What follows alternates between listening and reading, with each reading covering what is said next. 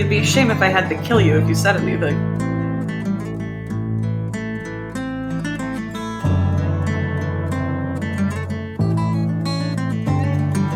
I told you about killing people, dude. I want to find out what's underneath that mask.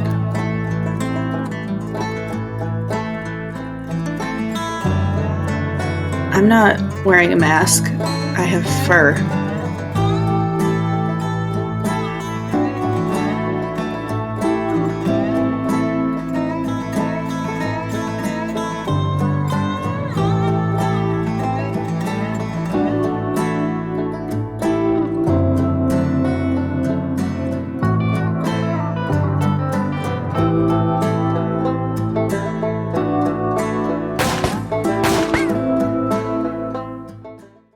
Hello, Guilders, and welcome into episode 3 of the Session 0 adventure of Tales of the Riot Nexus.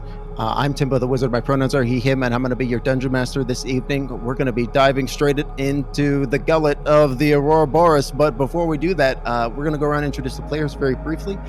Domino, why don't you go first? Hello, my name is DominoRBG, and I will be playing Callan Zelithar. His pronouns are he, they. Perfect. Next, Lux. I am Raichkyu. I am playing Lux. Both of our pronouns are she, her. Excellent. Next, Galaxie. Hi, I'm Galaxie. I'm playing Kite in the Wind, and my pronouns are they, them, and Kite's pronouns are he, they. I got this. Beautiful. And next, and last but not least, Werewolf.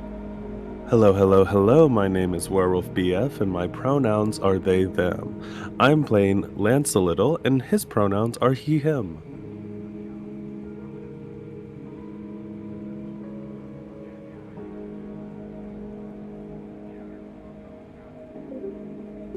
Now recording. Thank you so much. And one of these days, I'll remember to get Craig into the call before we start. Yeah, welcome in, everybody. So when we last left the party, they found themselves in the stomach of the Ouroboros.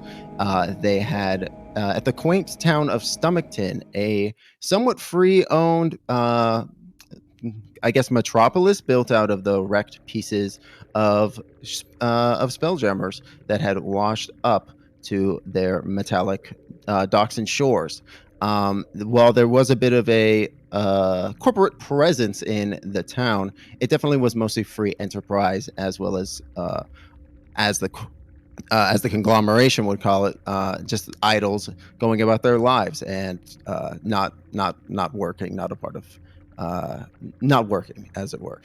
So the party, after getting washed up and coming ashore, most of them took a detour to get a little bit of healing going, and ended up meeting up with Witness, the older turtle man who was it turned out was looking for his brother and had come in search of him to the creature itself. That was when they noticed that he was actually a member of the Resistance, part of Solari's group who are rebelling against the Gloms, and they followed him to Sal's Delicatessen, a local eatery and deli in the belly of this beast, which was a front for a rebel outpost. From there, the party got a little bit of information, while in the background, Lux had snuck off and was going about her Knights Accord business, discovering potential targets and then taking them out if need be. The party, as they were talking about Lux and whether or not they should go find her, they felt a large explosion rumble through the ground as Lux blew up a factory.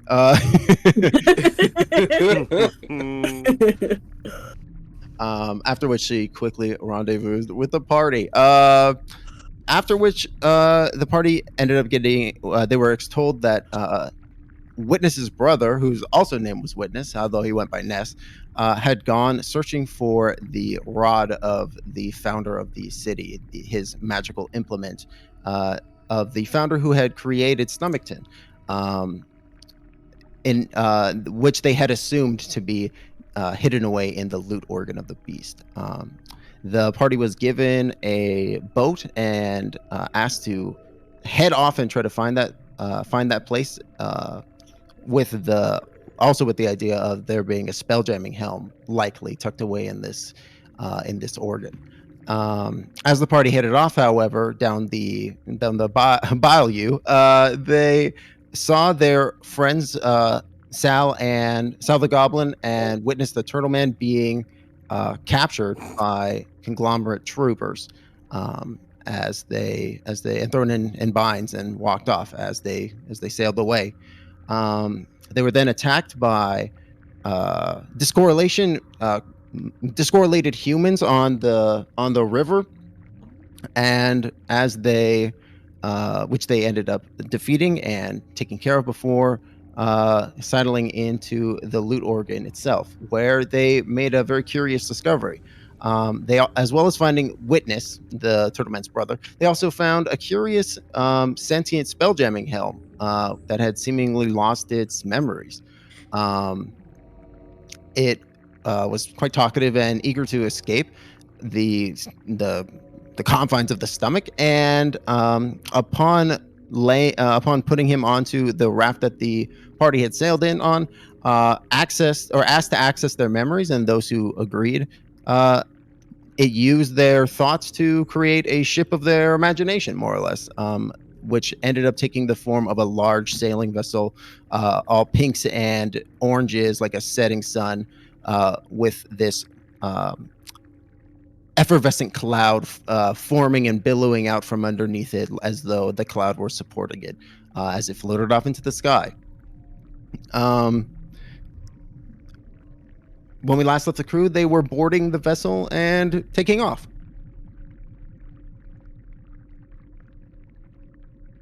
When you said, when you went over the recap and you said, Witness the Turtle Man, I was thinking about his name, how his name is Witness the Sky. And I just imagine him naming himself Witness the Turtle Man. And what a power move that would be. In this universe, Witness the Turtle Man. Witness me. That was what I was thinking about. So you gonna witness me? It's going to be a merch for this. We're going to make a little pin that says Witness the Turtle Man. Witness the Turtle Man. I think Kite is in total awe of this spelljamming vessel. He's seen a lot of spelljamming vessels in his life, and he is walking into it and is full on in like a weird, almost like paternal panic mode of, oh god, we have to protect this. Oh no, oh god, we have to protect this. Us have to protect this. Nobody else will. And that's what he's doing. He's not talking. He's just walking around like with his hand over his mouth, kind of rubbing at his like whiskers a little bit, just being very, very anxious. Al is also very much in shock and awe at this vessel that we have now. But he's also like, he's walking around the vessel, like, you know how like when you walk into a house that's like extremely clean and you're just like afraid to touch anything. He's walking around it like that, where it's just like, I'm not going to touch anything. I don't know what could happen. Cal's in a museum. Cal is a museum.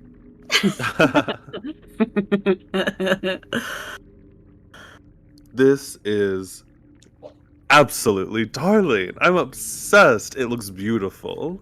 And Lance is just like admiring it and turns to look at where we came in. And I know we kind of came in through like some sort of closing gate of sorts.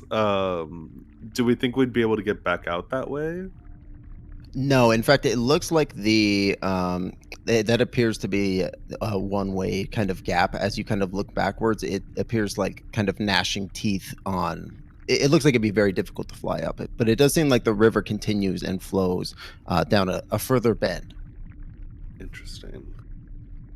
Okay, so the exit that Lex had initially seen, like in the section before, is like no longer an option, right? No, it doesn't Okay. seem like it'd be possible to backtrack like that. No.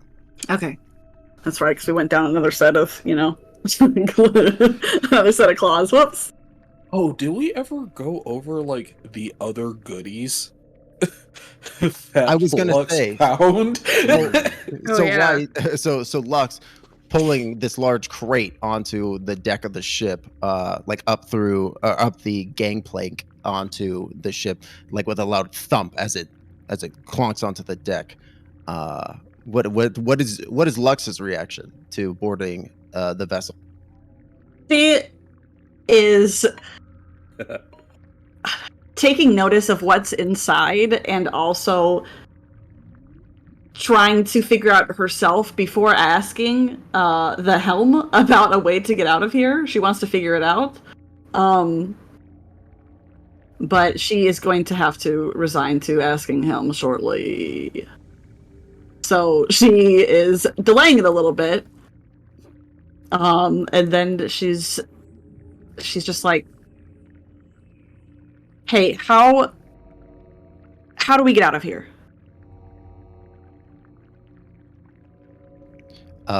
As you ask, a voice, not in your head, but emanating from a section of the ship nearby. You're not sure where because you don't see a speaker. You hear it say audibly. It says, "Would you prefer audible or telepathic communication?"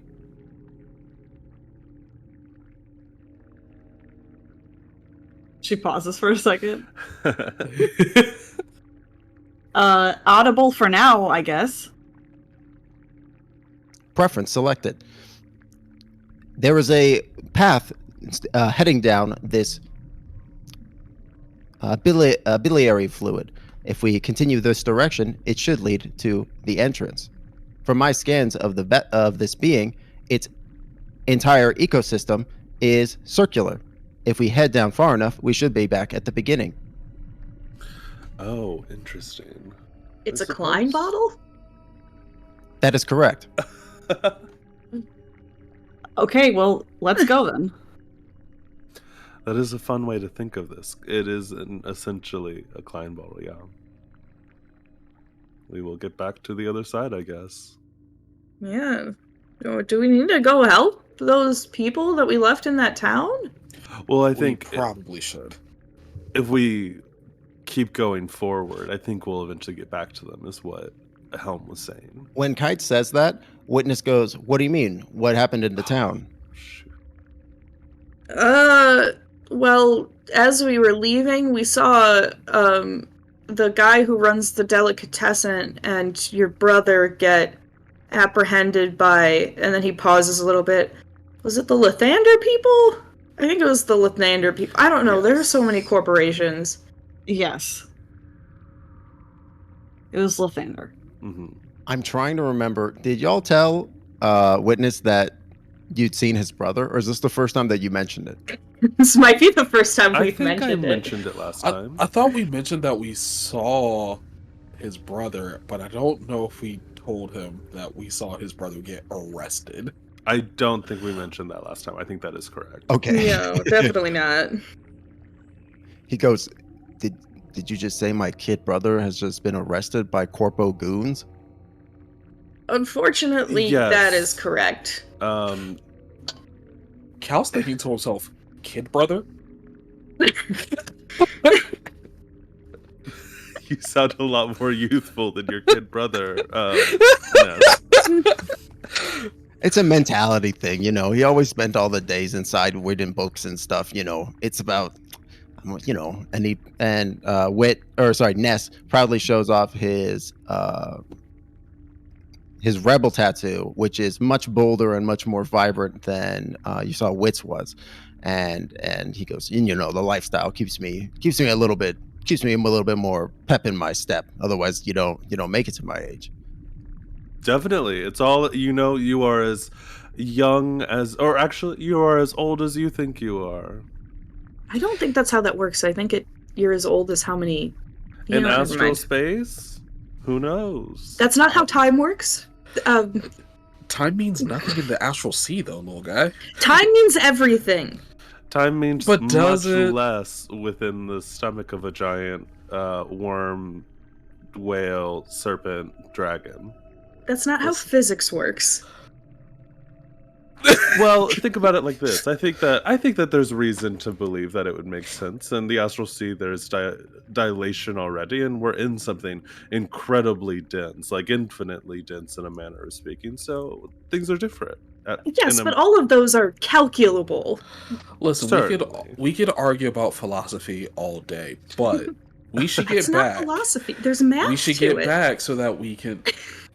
Nobody cares about math. Math isn't important. We should get back to Stomachton so we can help out the rebels. Fine. Do we have? I don't know if we have time to help out the rebels. We're noticeable. If we have time to blow up factories, we have time to help the rebels. Exactly that. I think we should reiterate that and to have that discussion. If That we is can blow up a multitasking. factory- That is multitasking. Yeah, and so helping That the is rebels me is doing multitasking. something Mhm. while you're wasting time. Oh, we're wasting time. Okay. Mhm. Well, I think we gotta go help them. Yeah. Oh We my do. god. They helped us get our magic items back. We're We in also a literally giant would not have this without them. we're in a giant red flag of a ship. How are we supposed to possibly get back around there in something like this? Okay, actually, that's a good point. We just follow the path We down. fly. Yeah. Helm literally told you how we get back. If you Yeah, would no- like targets on our backs, Oh, right. Yeah. and Sylvia. Yeah. That's because we already didn't possibly have targets on our back. It's Yeah, I not like kind of killed that guy back there. You did snuff out one of the Clarisol's lives. Listen, he was gonna be a problem if I didn't, so... I'm just pointing out the fact that you snuffed out one of his lives. He's probably got about at least 300 left. It's fine. That's good to know. I would have preferred if he didn't come back after I did that. It's Lathander Corp. It's literally what they do. I know. So, quick question. So, when the items were redistributed, what was the reaction with the starite that was seen on that Lux had also gathered? I would like to remind everybody that Cal very much made a point to be very careful. Would Kite know what starite is? Oh, definitely. You would know that this is something that the Bellowing Mountains have a ton of. This is starite. This is like one of the primary materials for making and fueling starships. Cool. He's like, that's normal. And that was how Helm was able to make our ship. Was there was some kind of like refined starite that he had tapped into? Yes, Fine, yeah. although it seemed to be self-produced. It didn't Yeah. it didn't use the stuff that Lux had gathered. Oh, interesting. Okay. Hey, Helm. Can you consume starite? Like, can we just, like, feed this to you? I can, but it is unnecessary. Oh. Interesting. Do tell more. Would you prefer telepathic or audible communication? Audible, please. Thank you. Certainly. Preference noted. This vessel is able to consume psychic energy and convert it into star power. Oh. Cool. Oh. Okay. Immense internal screaming. It is able, That it is able is to unusual. passively consume psychic energy from those it is aboard. Oh. That's incredible. Consuming our psychic energy right now? At a background level, yes. Okay, no. This Wait, isn't gonna work. so no. you're only consuming possibly Kite and Lance's psychic energy, correct? Because if I remember correctly, we were all presented with a choice. And 2 of us may have declined.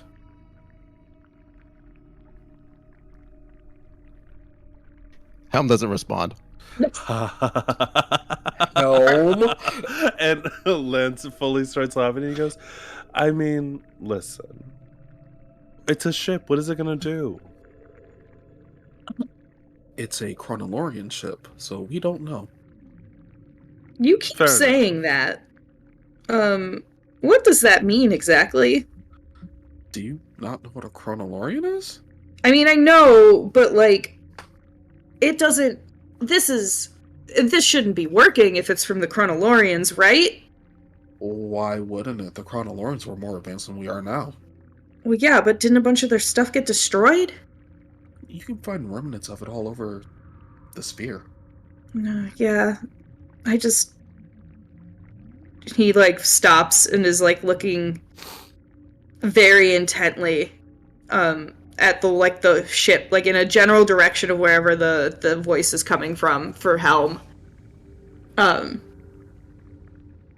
Just very pensive as he stops and just stops having the argument. Like you said, Helm is very rare and very powerful, and we have to protect Helm. How are we supposed to protect Helm? If anybody sees Helm, that'll be it. We'll just think he's a funky little cloud. Very optimistic. But okay. Someone has to be. Debbie Downer. There's a difference between being a Debbie Downer and being realistic. Mm-hmm. Anyway, we should get a move on. We have people to save. Definitely. Timbo. While we get going, can I start to look over the magic items that we got? Yeah, definitely. I believe, in fact, Kite had said that as at the end of the last episode that he was intending on casting Identify on them. Yes. Yeah, he had been Okay. ritual casting Identify on all of them. In that case, I can help do piloting stuff, unless someone else wants to take the lead on that. I have a question. How long is this trip going to take?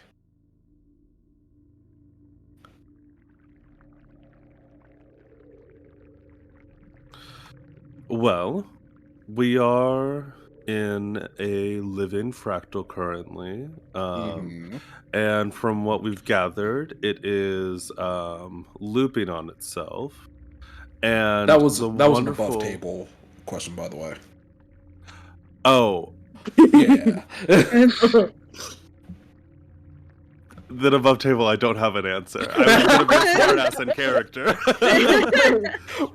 No, I was just like, we got time for like, we got like 4 hours maybe. Yeah, I was gonna say, you can. It's gonna take like maybe a few hours in game, right? But don't expect it to be that long. Okay. Oh, that's fine. If you give me 4 hours, I'm good. I'm golden. I got by with that. Kite's casting Identify on a bunch of stuff, but I think once he's done with that, though, he does kind of want to, like, vaguely talk to Helm. Yeah. And be like, so, Helm, you can look like whatever we can imagine, right? Can you change the way you look now that you look like this cloud?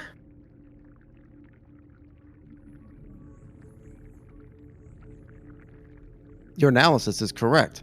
However, I would require new base materials in order to do so. What do you need base materials-wise? Similar to what your raft was initially comprised of. A boat. Oh, so a boat, okay. Damn, that won't work then.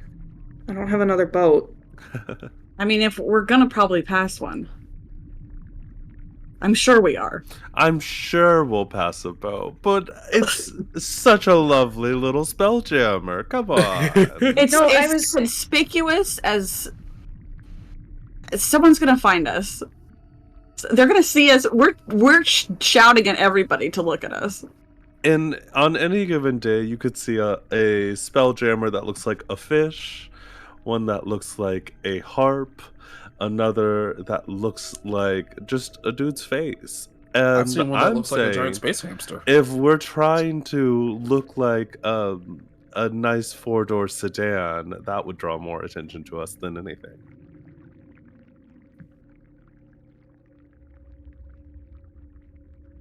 Lex looks done. Just like she just walks to the other end of the place. I was just thinking that maybe for this situation where Lux has just blown something up and I have just killed that guy, it might be better to look like a 4-door sedan for a little bit, you know. But I guess it's fine.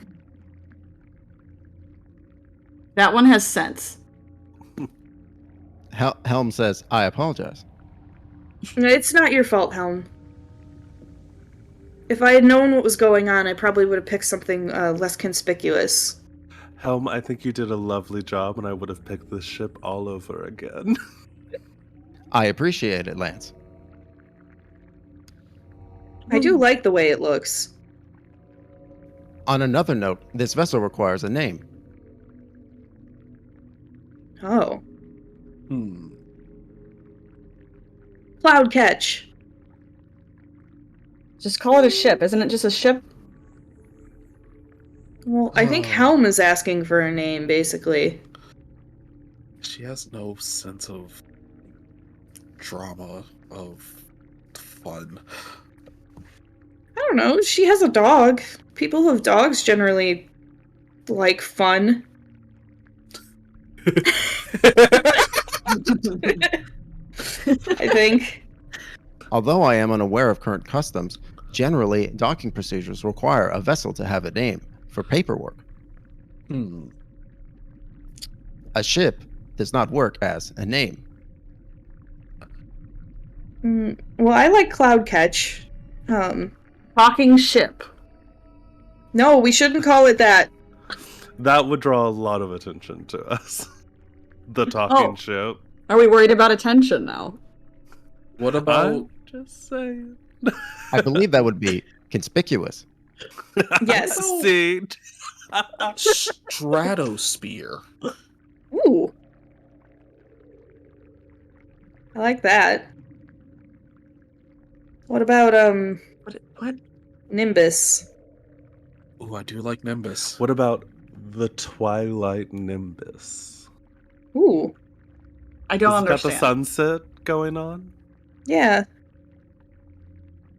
Or, Nimbus at Dusk.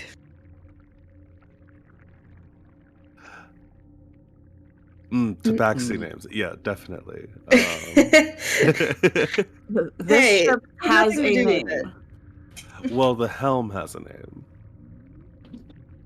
But what Helm said was like we could take Helm onto another ship and it would make a new ship. So I assume that this ship would stay here. Just as no longer a spelljammer. Oh.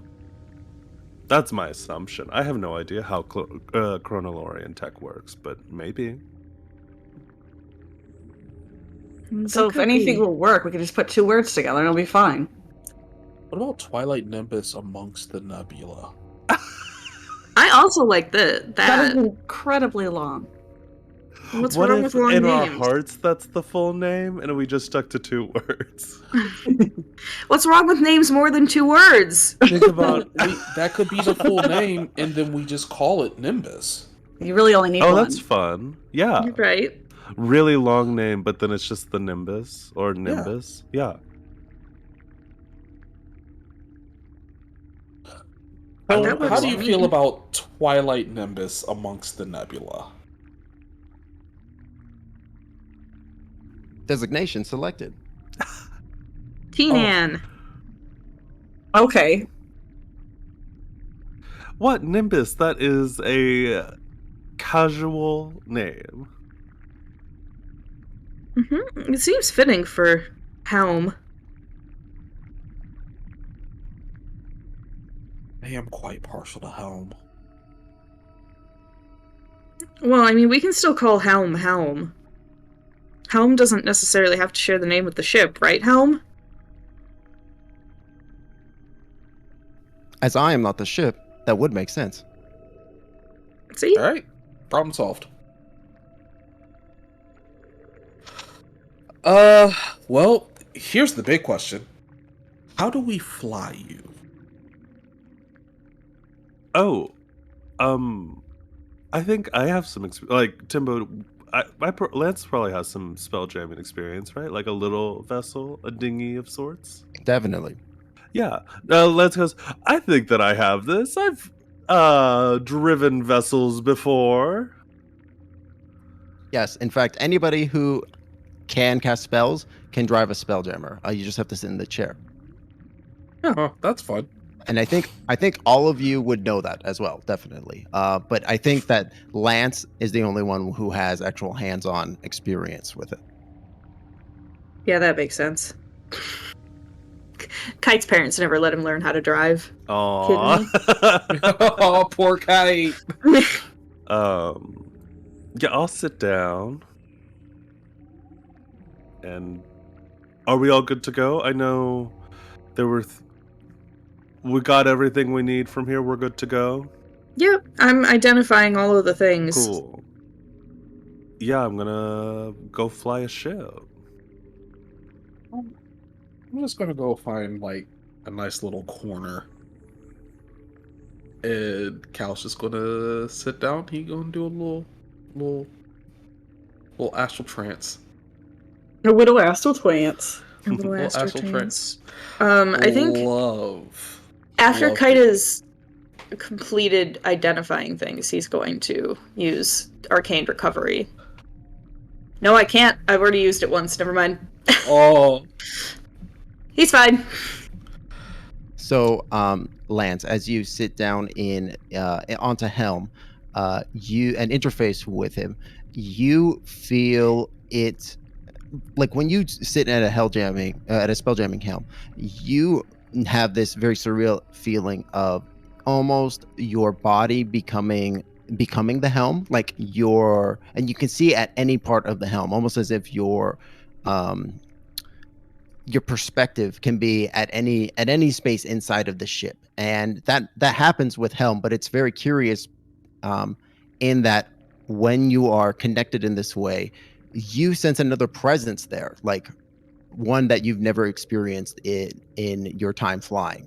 And it is almost like a secondary, like it's almost like a filter over your view, and it makes things like a little bit sharper, and you can tell it's like improving quality of perspectives and zooming in on stuff. And as you're looking, it's got like kind of small little read-ups popping into view, and it's telling you some basic level information, but as you kind of like look closer at the actual information that's reading out, most of it says offline or error or system not found. And it's kind of reading, it's giving you mostly error messages, but it looks like it's attempting to give you more. Is it like it needs some kind of approval? No, it's like, or like the systems don't exist on this ship. It's like the systems don't exist on this ship. Okay, definitely. Do these feel like vital functions or like nice things? It feels like this is like a bare bones spelljammer. It looks like it can fly and maybe jump to warp if you're lucky, but it does not look like it doesn't look like it's got very much going on otherwise. Definitely. Well, Helm, I think you are just a bang-up co-pilot. This is so neat. I have never seen this before. I think that it's time to get up and go, and Lance will start to jam. Perfect. Pump Yeah. up the jam. Pump it up. You activate Helm, and you feel it whir underneath you, and everybody on the deck feels it whir. It spins up, and you feel this burst of energy, and again, this feels different than any other spelljammer that you've flown. The way that Helm reacts underneath your command is almost like 1-to-1. It's like as though, like, normally spelljammers have a little bit of delay when moving and issuing commands, but this thing like moves on a dime, almost as easily as moving your hand would be. Right? It's so easy, and you take off and launch and take off soaring, and you are going faster than you expected as you just take off out of the bile and into the humid air down the duct of this large creature. Yeah, so I'll be doing this, but can I do a short rest while I'm spelljamming?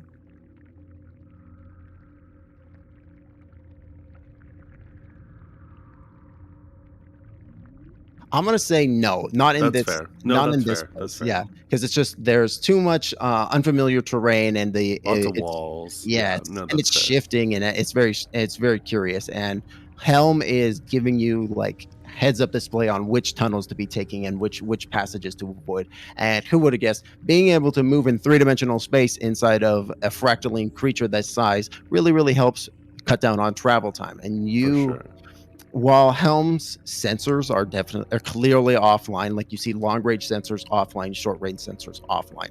You see it has some local sensors that it does seem to have a little bit of access to, and you see that it looks like it might take you guys like 2-3 hours to get there.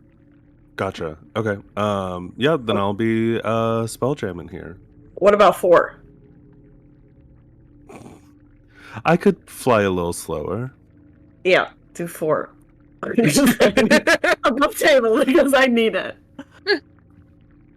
I would.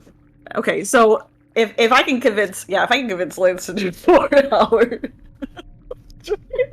So okay, so let's see that scene. So I guess assume Lance do you tell Helm to tell the crew about the length of the voyage?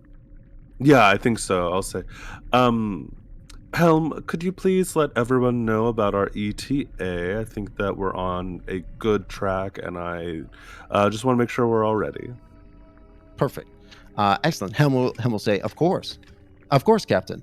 Helm will then say, over those PA speakers that have just kind of appeared on the ship, he'll say, hello, crewmates. We will be approaching Stomachton in about 2.5 to 3 hours. Thank you. So Lex is going to go over to Lance and just be like, hey, Cal needs 4, so 4 hours time-wise. Okay, well, I think I could fly a little bit slower. It's just like, if it's a matter of us being more prepared to get there, I think that should be fine. Yeah. Is Kite? I will try my best to go shoot for 4 hours. All right, 4. Is Kite in the room when she does this? I guess it's up to you. Okay. Where Kite's hanging out. Would you be on this deck that where Helm has kind of seated himself in? It has this like kind of large window kind of looking out into space, and it's below the like the deck of the ship proper, right? It's kind of like underneath, and you kind of walk down to get to this section of the ship. Okay. I feel like he would have been hanging out there. Really, he just wants to make a quippy remark. So I'm just gonna say he was there. But as soon as Lux walks up and says that Cal needs 4 hours, he'll go, oh, looking out for your friend? Just from the ground, wherever he is. She's not even gonna answer. She's gonna go into a room and take a 4-hour rest for herself with Itzel. Ooh, sassy tonight, Kite. I love it. Love to see it. As soon as she's out of the room, he's like, I'm just trying to figure out what on earth their relationship is. It is an interesting one. I don't know if we've touched on it briefly, but I've run into both of them before, but never together. Oh, really? Mm-hmm.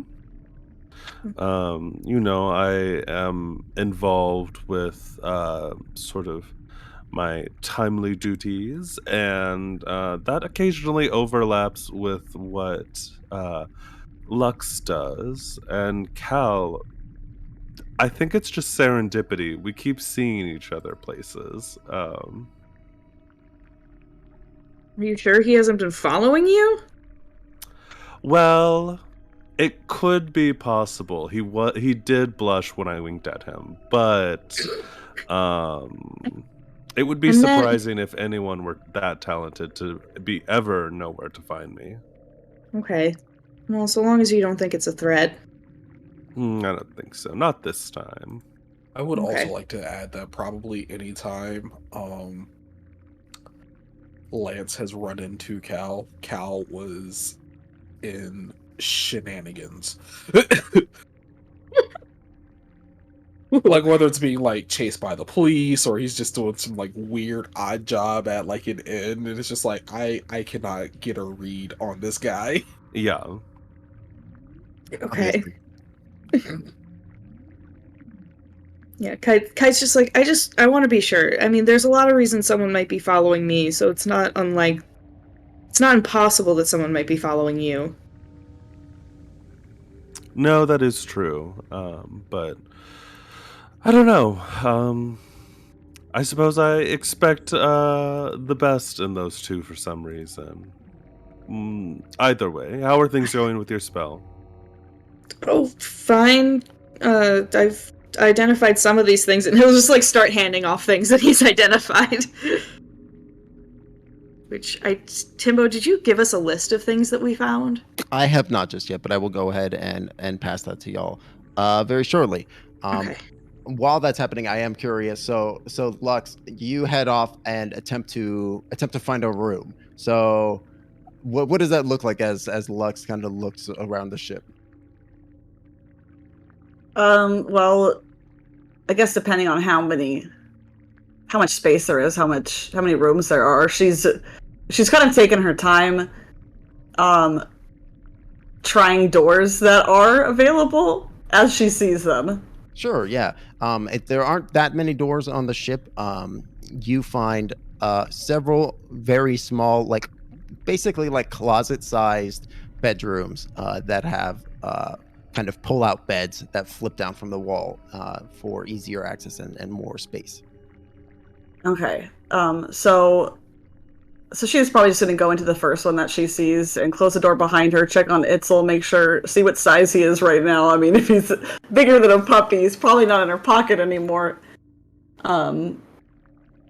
He should also have his collar now. Yeah, because she put it back on him. So I don't know if that takes some time. Yeah, I think that it does take a little bit of time for him to normalize, but it's been long enough at this point as you are settling in on the Nimbus in your small room. Mm-hmm. Okay, so he's back to normal, I guess. Yeah. So what she's gonna do is she's gonna pull the semi bed down, but she's not gonna lay on it. She's just gonna sit. And typically to regain a long rest or like to get her skills back and stuff, she would need to stay there motionless, reflecting on shattered memories from the past. But something a little bit differently that she does instead is she works to repress those memories instead. So she's going to be for 4 hours kind of mentally still, but also fighting little slivers of like memory that start to come back into her brain. She's just repressing memories over there. Yeah. Oh, she's God. just sitting there repressing memories. Just over there making herself more mentally ill. Got it. Yeah. Yep. Yep. That is brutal. I'm gonna say go ahead and make I think make a wisdom saving throw that you want to fail. Make a wisdom saving throw that I want to fail. Right, Okay. because you want to repress the memories, and Okay. this is like an empirically bad thing. So I think you want to fail this wisdom saving throw. Yeah. Okay. Oh. Incredible. Wow, that's a great wisdom save. Well, dirty We love 20. a dirty 20. Oh no. So Well. with the Get dirty 20, I'm gonna say that you are going through your meditation and you come across a memory shred that you attempt to purge and are unable to do so. What is that memory shred? Ooh. Ooh. So I think that the memory that she cannot get out of her head is a little girl laughing, pulling her hand through a market full of people.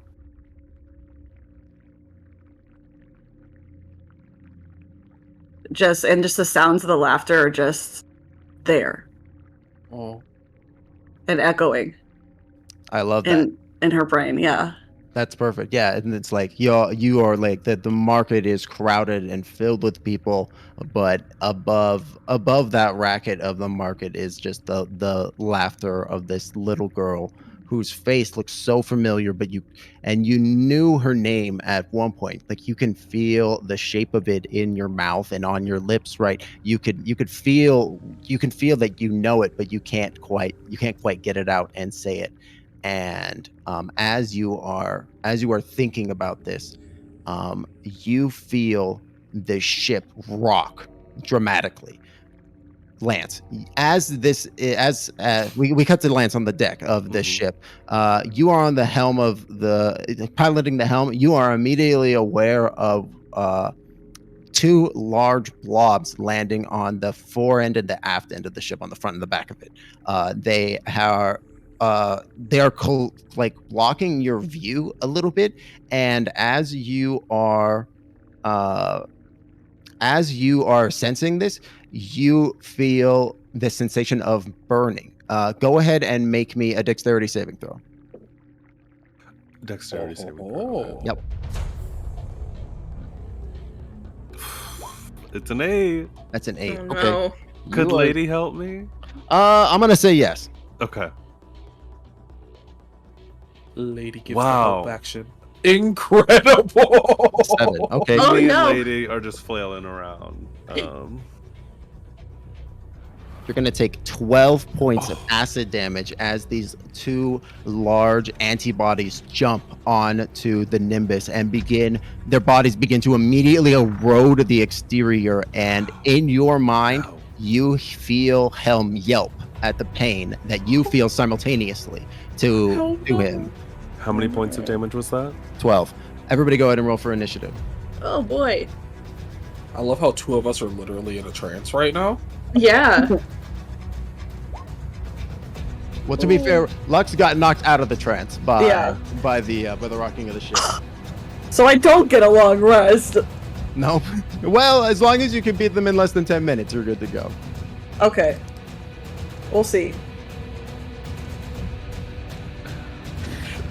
That one, Cal is in that trance, baby. Not 20. Nice. That makes a lot of sense. Immediately spurred to action by burning. Yeah. Yeah. It's like shit. Fuck. I'm on fire.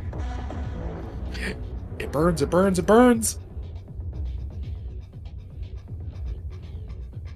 And the antibodies rolled like shit, though. Holy fuck.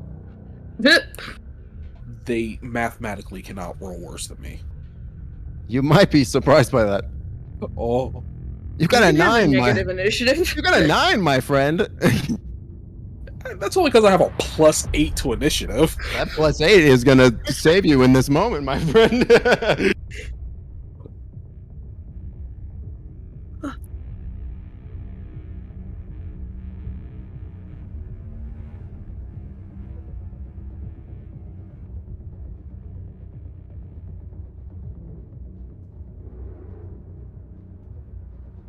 Okay, so at the top of the round, Kite, you've just finished identifying all of these items. I'll go ahead and push that list to you very shortly. But as you put the final item down, you feel the ship rock underneath you, and you hear Lance yelp in pain. Lance, do you say anything? Goo! Hello, there's goo! I need people. Uh, Goo. Now, that's fucking amazing. So, as the pilot of the spelljamming vessel, and you're sitting in the seat right now, you can broadcast your voice as well, just like how Helm is able to do so to any point in the ship as well. So, do you say this just the Kite, or do you so obnoxiously in everyone's brain? Amazing. immediately. Kite will hop up and be like, "Goo, where? Can he see it?" You can see one goopy tendril kind of flick down over the viewing window, and you can see it beginning to melt the glass a little bit. Okay, cool. He's gonna be like, okay, Nimbus, I need you to give me a way out of here, and he's gonna try and, find his way outside so that he can shoot at the goo. Yeah, you see, as you asked for this, you see like arrows appear along the like inside wall of the ship, and like made out of lights, and they point you up towards the deck. Okay, so he's gonna zip up there. How much movement speed does Kite have? Are we in? Is this my walking speed or my astral sea speed? This will be your walking speed because the gravity is great enough that you can't fly under your own power. Okay, 30 feet? With 30 feet, you can move up, get up to the sun deck, or get up to the deck of the ship with at normal. You are just going to be on the far edge. As you come up, you see there is Kite peeks his head up like over the ledge without going all the way out, and you see at the far end of the ship, where the viewing platform is. You see one of the large globules kind of eating onto the righter side of the ship, and then you see behind you, like kind of where the deck is peeking out, where the stairway is peeking out, you see another one of these globules glued on to the back of the ship. Cool. I'm gonna go with the one that's at the front because that's the one closest to Lance at the moment. I am just gonna try and hit it with a firebolt. Absolutely, go and roll the hit. Oh no. 11? Wait. 13, sorry, I did the math wrong. A 13 will hit, go and roll damage. Oh, cool. That's a D10. 2 whole damage. 2 whole fire damage. You love it. You love to see it. You'll love to see it. What does it look like as Kite casts the firebolt? He whips out his wand, and he like twirls it in his fingers, and kind of in the air draws like a runic symbol for fire or something along those lines, and then that turns into like a blazing like purplish fire glow that coalesces into a single point and then just shoots out in the direction of the glob. Perfect, yeah. And as this like point of energy lances into this globby form, you hear it sizzle kind of impotently against it, and you see while it did burn it slightly, the burned part of it immediately is kind of like shed and dropped into the bubbling goo bile below. Yeah. Hey, that's all he can do. Yeah, I think. Hold on, let me double check to make sure that he doesn't have a. No. That's it. That's all he can do. All right, beautiful. That is going to make it Lance's turn. Do I think that if I were to get out of the spell jamming helm, it would cause a problem? No. Well, it's okay if the answer is yes. I just am figuring out what I'm doing on my turn. Make me an insight check. 15. You know that Helm said that he can fly himself. However, you've not seen that in action just yet. Yeah, and we have a whole lot of things offline, so I don't know if I want to mess with that. Could I? Like, based on your rundown that you've done of the ship so far, it definitely appears like, theoretically, he should be able to fly himself. But how that will actually be and how he'll actually act in that moment, you still haven't tested yet, right? Exactly. So I think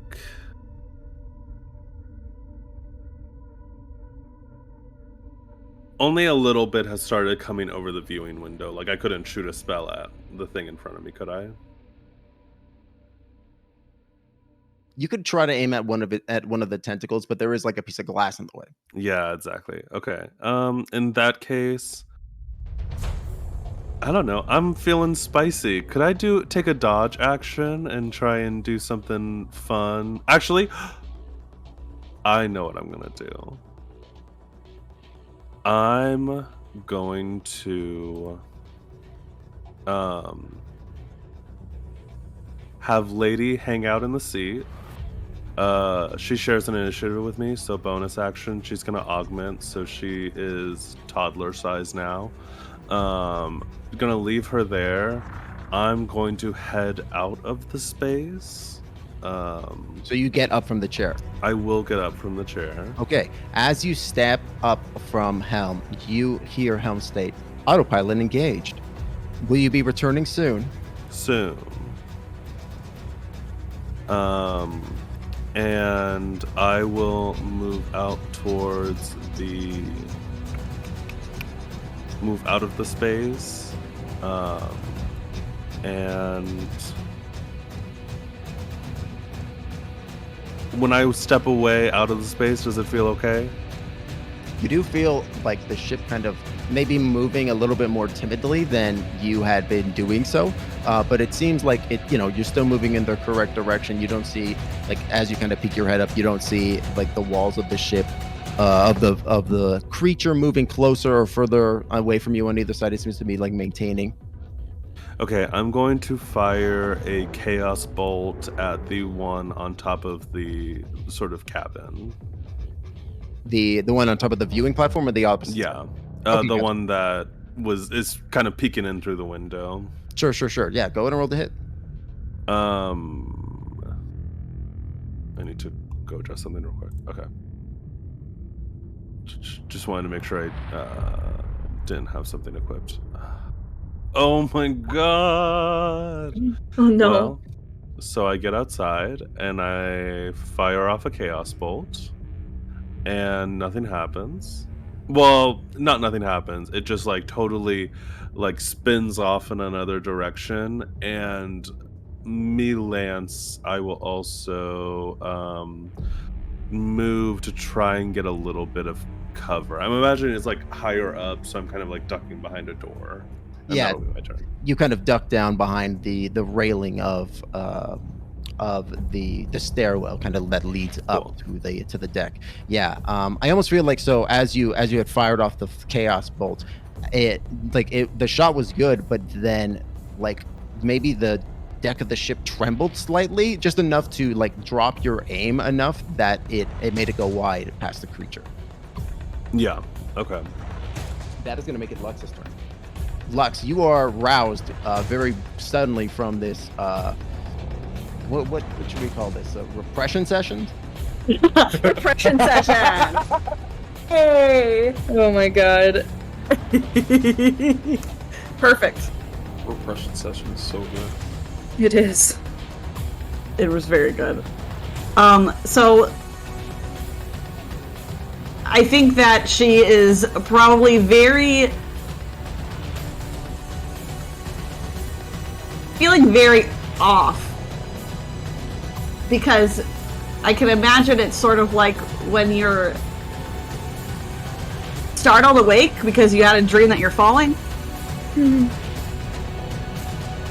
And it's just like, your heart would be pounding, like one of those kind of situations. Yeah, absolutely. So, I think when that happens, as you're kind of breathing deeply, and as your kind of elevated heart rate goes back to its normal kind of semi-dead, erratic kind of beat, You hear over the PA system in your room, you hear Helm speak and say, "That is the first time that I've was able to register your heartbeat." Whoa!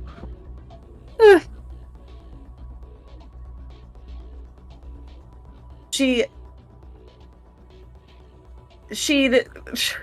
disregards that, doesn't respond to it, and instead leaps to her feet and tries to ignore all these like weird feelings she's having, and bolts out the door.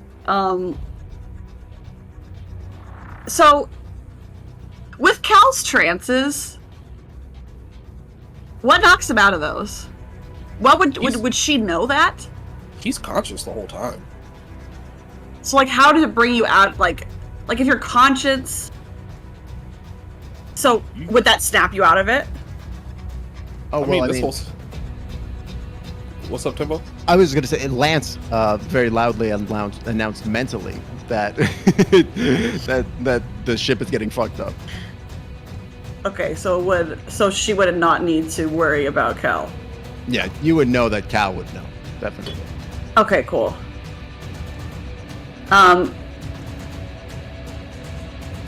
Okay, and as for the blob's positions here, okay, and how Lance made it outside. How did he do that? So yeah, there's just a stairwell leading up to the main deck. It's on the opposite side as the stairwell leading down to the pilot's room. They're basically on opposite sides. So Lance and Kite are on the pilot deck side, right? And Cal and Lux are on the room side, right? That's where all the people, or where all the little very small closet rooms are. And Okay. there's one on each side. Okay. So Lex is going to run to the deck then. Yeah, definitely. Lux very nimbly strides out of her room and darts up onto the deck, using your full movement, but you still have your action and any other bonus action and stuff. Okay. I am going to... Let's see. How close is the blob closest to me when I'm on the deck? The blob closest to you is about 10-ish feet away from you. It's kind of down the side of the ship. Okay, so I need to range. So I can use my hand crossbows then? Yeah, you could use your hand crossbow, definitely. I would also say that, like, the ship, it's a sail ship, right? And sailboats notoriously have a lot of rope on them. So if you wanted to, like, grab a rope as a bonus action, you could do that as well. Okay. Okay. I think I'm going to aim the hand crossbow at the one nearest to me.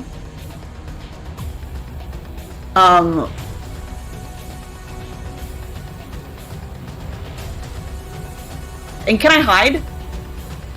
If I don't shoot it, can I hide? Yeah, go. You can do that. You can definitely hide, and you can do that before, and you can do that after if you wanted to. It would just cost your bonus action. Okay, yeah, I'll use my bonus action to hide maybe before I run. Can I do that? Yeah, go ahead and make that stealth check. Okay.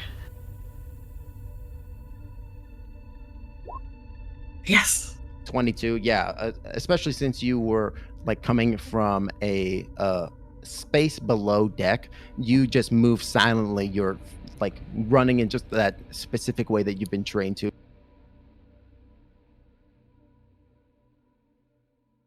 You cut off.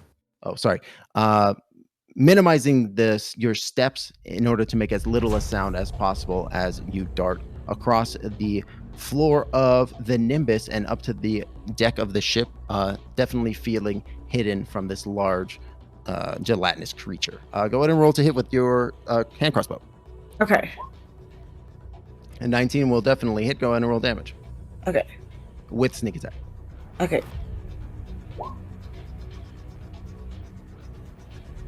Yeah, the bolt darts into this antibody, shooting in through it and then out the back of it. But you see it kind of was almost like slicked by its body, and it was able to shoot through. It doesn't really seem like it took as much out of it as you might have expected. Ugh. Great. Okay, that's the end of my turn. That's the end. Okay, that is going to make it Cal's turn. Cal was like, so like as Lance comes over, the mental loudspeaker as it was, he was just like, you know, starting to fall into this trance, like starting to feel like a connection to the astral elf hive mind, as it were, like The what? which almost, yeah. Yeah. Yeah. So it was almost like you know, his being was starting to meld with like a chorus of others, of like past lives, future lives, present lives, and then Lance comes on the like interrupts and is like, I've got goo, and he just is immediately just like shot back to reality. And so he gets up, and bonus action, he is going to switch his psychic focus to celerity so that he's got 10 more movement speed, and he is going to rush to, I guess, where Lux is, with this particular anti-goo body. And like, how is it positioned, like, on the ship? Is it like, has it like completely like crept like on it, or is it just kind of like hanging off of the back of the ship a little bit, like it's trying to like climb its way up? It's like suckered to it, right? It's almost like barnacle-esque, the way that it's kind of like grabbed onto it. And you see it's almost, make me either a nature or an arcana check. Okie dokie, which one of these do I have better? They're equal, so it doesn't matter. That's a 15. 15. You remember earlier when you were talking with Sal about the mission, about going to the loot organ, and that they had been theorizing, the rebels in Stomachton, that the reason why the loot organ exists is because the Ouroboros is an intensely magical creature, and all the magical things that it eats need to be processed in a specific way, and that's why they all get sent there. And you have this moment where you see one of these large goopy creatures expanding over the side of the hull, and you, like, a light bulb flashes on in your head. This thing is trying to eat the ship. Gotcha. Okay, and also, what is the size of it? It's huge. Its size huge? Yeah. Heck. Alright, fine. Well, you know, we still have enough side points. Cal's going to, you know, take his trusty dusty revolver. He's going to dump 3 side points into that, and we're going to take a nice shot at it.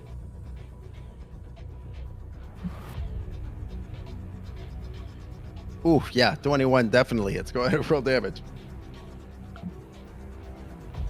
And roll 3 d10.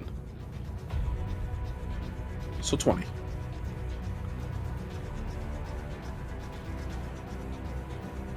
And this is the one that Lux had shot. Yes. Very nice.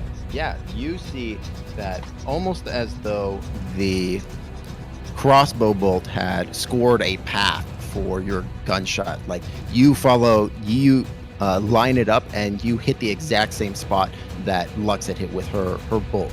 But as But if the crossbow bolt was a pebble into a lake, your bullet is a cannonball, and the thing explodes, rupturing inward, and you take a huge chunk out of it. Like it blasts up a large portion of it off of this thing. Like, you know, in Mythbusters when they shoot ballistic gel with like a huge caliber gun, it's like, Yeah. it's exactly Yeah.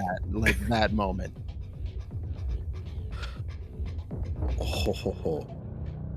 So it's pretty hurt, huh? It definitely looks like you chunked off a good piece of it like that, but it's not bloody just yet. Oh,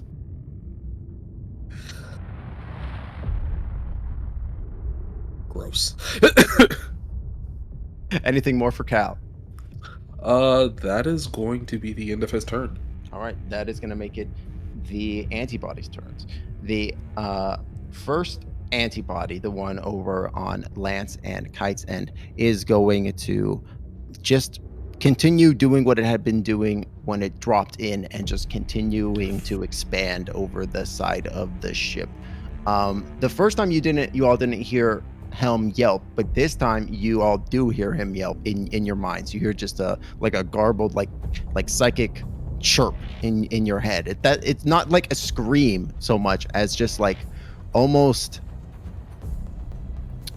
like a wave of multiple things. It's like multiple sensations simultaneously, and none of them pleasant. It's like a headache and a bad taste and the smell of garbage and the feeling of bugs crawling on your skin. It's all these things, like a psychic disturbance all at once.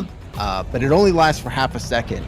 And Helm, before it stops, and Helm goes, "I apologize."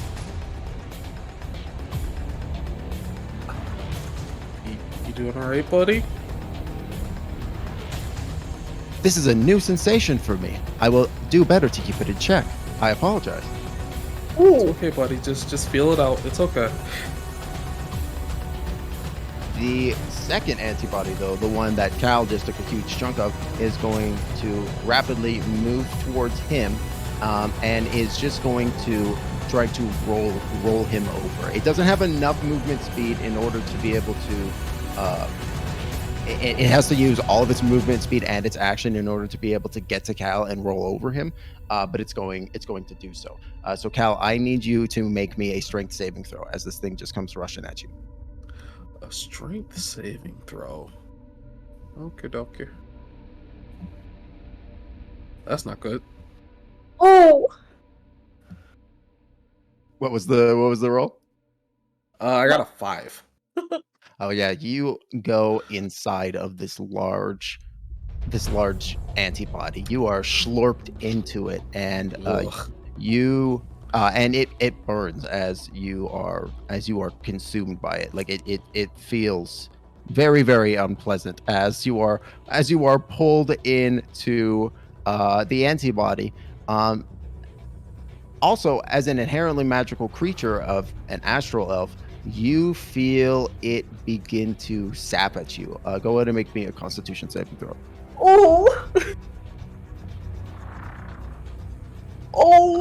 Got a 9. A 9. You feel like the acid of the creature. It feels bad, but the thing that like you just experienced with Helm, it almost kind of feels like that as you feel this thing begin to suck at the font of magical energy that is like inherent in your being. You're not taking any negative effect just yet, but you are like one step closer to having that sucked out of you. Well, that's no good. You're also going to take a little bit of damage here.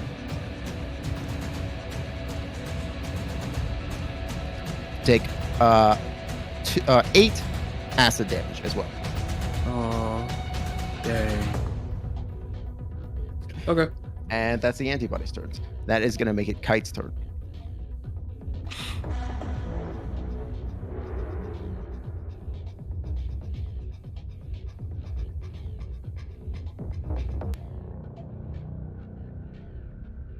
Did we lose Kite? I apologize. I was muted. Oh, you're good. You're good. I was like fully talking and everything. Okay, so Kite, kind of seeing this situation unfold, is gonna go, okay, and he's going to twirl his wand in his hand, kind of flip it over, and in the air draw the shape of a lightning bolt, and then thrust his like hand forward and shoot a witch bolt at the one that he just shot with the fire bolts. Yeah, definitely. Go ahead and roll. Oh no! Oh, that fills 10. me with concern. 10. I think that Kite is maybe a little flustered in this moment, and as you are manifesting the energy, the lightning bolt kind of arcs in an unpredicted way, and it zigs when it should have zags, and it just lances down into the Bile River past the antibody. Great. Kite's just fully like, yep, that makes sense. Yep. That's all he does. Can't do anything else. Yeah. All right. That is going to make it Lance's turn. I'm gonna shoot at the one at the fore of the ship.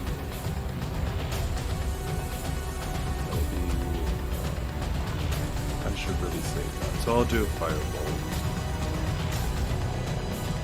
A 25 to hit. 25 will definitely go in and roll damage.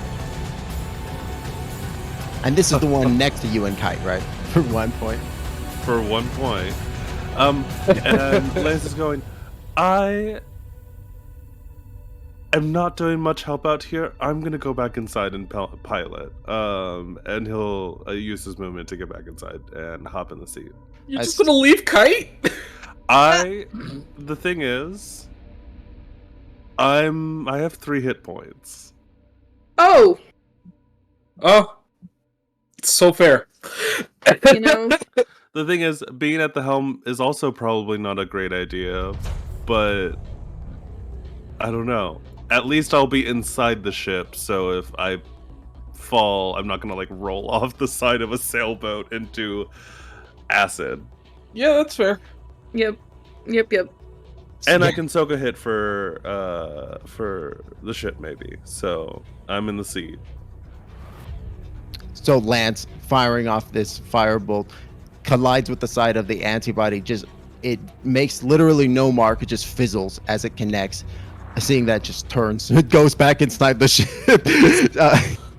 Kite's like, where are you going? Okay. Lance literally just like, you know what? Fuck this. Dipped so quickly. Absolutely not. And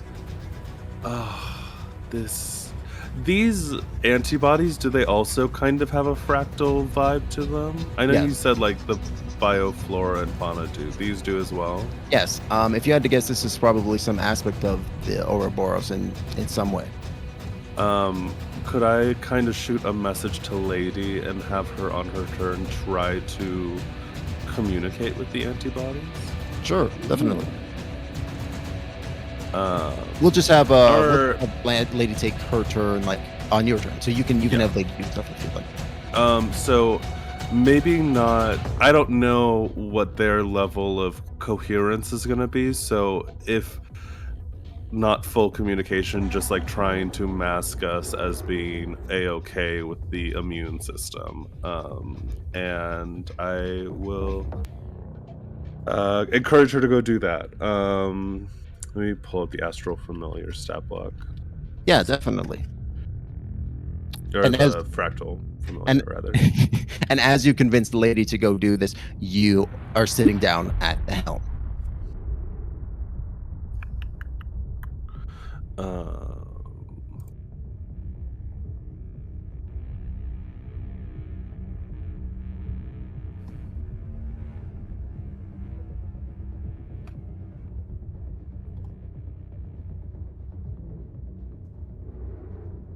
For some reason, it is always so difficult to find the stat block for these little guys.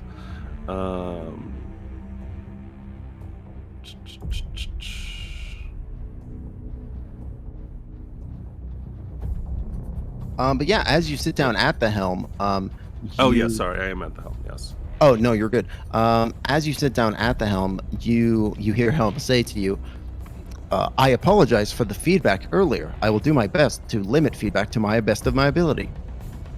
Thank you, Helm. I appreciate that. And as you sit there, and you realize it was probably a good idea that it is for the best that you sit down, because as you are reseated and you re-interface with the ship, you realize that the ship has definitely been listed like to the left. If you had not come back within the next couple of turns, it probably would have collided. Yep, I had a feeling. So I will get back to piloting on my next turn. And I'm gonna look for this while we do other people's stuff. Could she use my charisma if she has to do Sure. something with me? Okay. Yeah, that sounds fine. Yeah, well, we can come back to that. Sure. That is going to make it Lux's turn. Okay, so is there any kind of check I can make on this thing that might insight me into what could actually be helpful against it? Yeah, definitely. You can make a nature or an arcana check. Ah, yes, and I just took the arcana proficiency. Oh, nice. 17. Yeah, definitely. I think that in this moment, you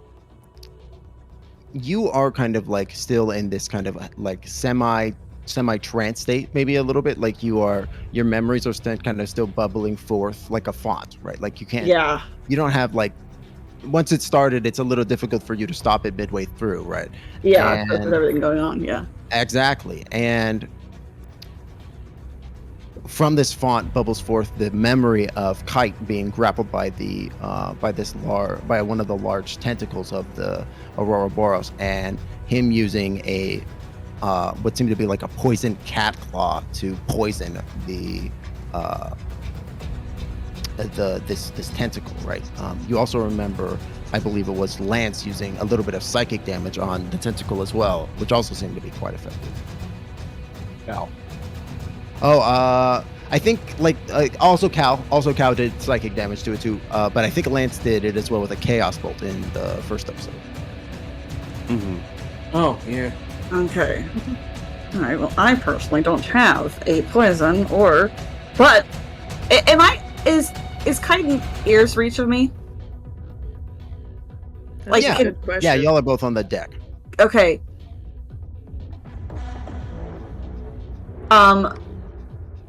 So I think what Lux is gonna do is first yell toward Kite to be like, use poison on this one. And her voice cracks for like the first time in a very long time. Ooh. And she then just does what she can and uses the hand crossbow again at it. Amazing. I love that. I think that everybody should make, if they want to, everybody can make an insight check on Lux's voice cracking.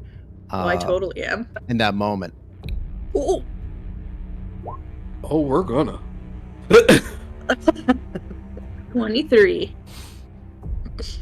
I'm a little busy being digested. You were busy. Little you busy.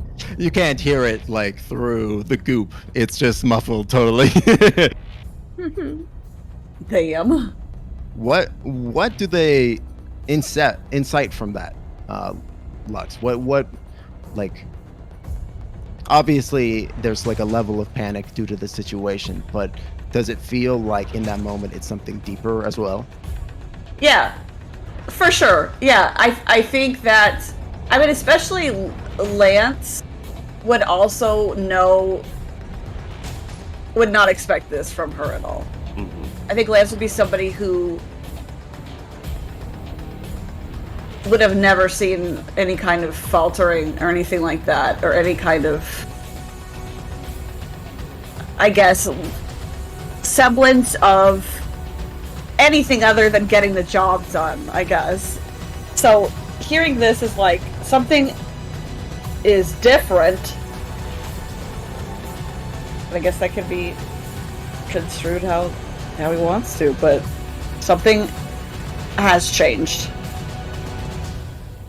Yeah, definitely. I think it's especially for Lance, right? Like, because you and him have a little bit of this kind of tete-on-tete kind of rivalry going, and like you've been in sticky situations kind of like this before a little bit, and I think this, like, seeing Lux break a little bit for the first time, it's like a little shocking. I would probably say, right?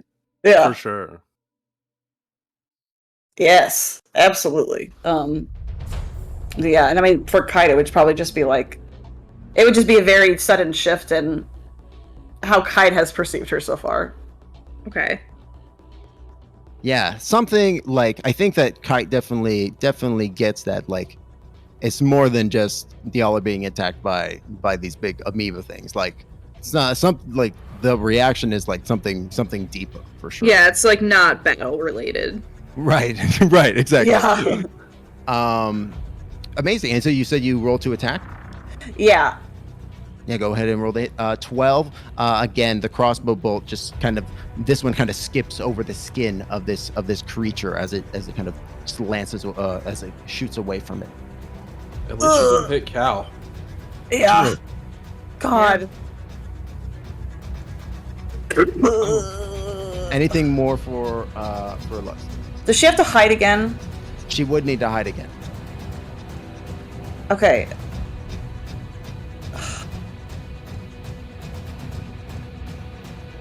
In order to become an unseen attacker, so you could have advantage on your roll. But And you said there's a rope, right? yeah, there are ropes around. Yeah.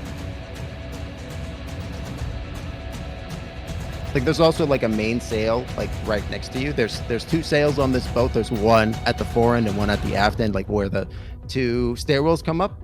So you can climb up the sail if you wanted as well. Totally up to you. Is it possible to throw a rope at Cal? You couldn't throw a rope at him because it's kind of like you would be throwing it into Acid. mud. Yeah, you know, it would be a little difficult. Like, if you had like an iron chain, you could throw that to him. Is there an iron chain? You know what? Go ahead and just roll me a straight D100 to see whether or not, like, a luck check. You want high or low? Say high or low. I'm gonna say hi. Okay. And if you roll well, then then Helm generated an iron chain as well. Oh. You look around, you don't see any iron chains. You see a lot of rope, no chains. Wait, I'm sorry. Is Cal in the acid right now? Yes. Oh, yeah, he's being eaten. Oh, I missed that entirely. I will. Okay, note to self. Yeah. I'm So chilling. It's Lex fine. yelling at Kite to switch directions on that one. Listen, Cal's going to be fine. Don't worry about it. Like, above table. Cal's going to be fine. Anything more for Lux? She's gonna hide. All right, go ahead and make that stealth check. Okay.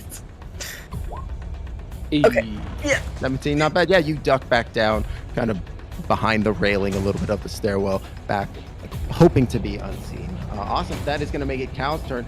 Cal, you take an immediate 2d6 acid damage. Okay. Oh gosh. So you take 7 points of acid damage, and I need you to make another con save. Or sorry, no, that's going to happen at the end of your turn if you're still inside the guy. So you are currently suspended inside of this large antibody. You can attempt to make a strength save in order to escape, if you would like. What if I just shot straight up out of it? You are currently restrained, so I believe that means you will have disadvantage on attack rolls. Let's send it. Do it. Go for broke. Got an 8. An 8. You fire, like you go to fire your gun, but you just like you cannot pull the trigger. It's like completely gummed up by this creature's body that like you're just having trouble like flexing that that firing pin, right? Mm-hmm. Let's see. What else do I have up my sleeve?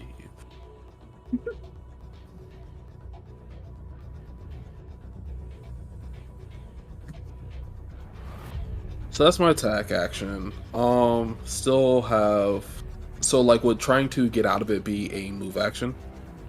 No, trying to get out of it would have been an action to try to recover. Okay.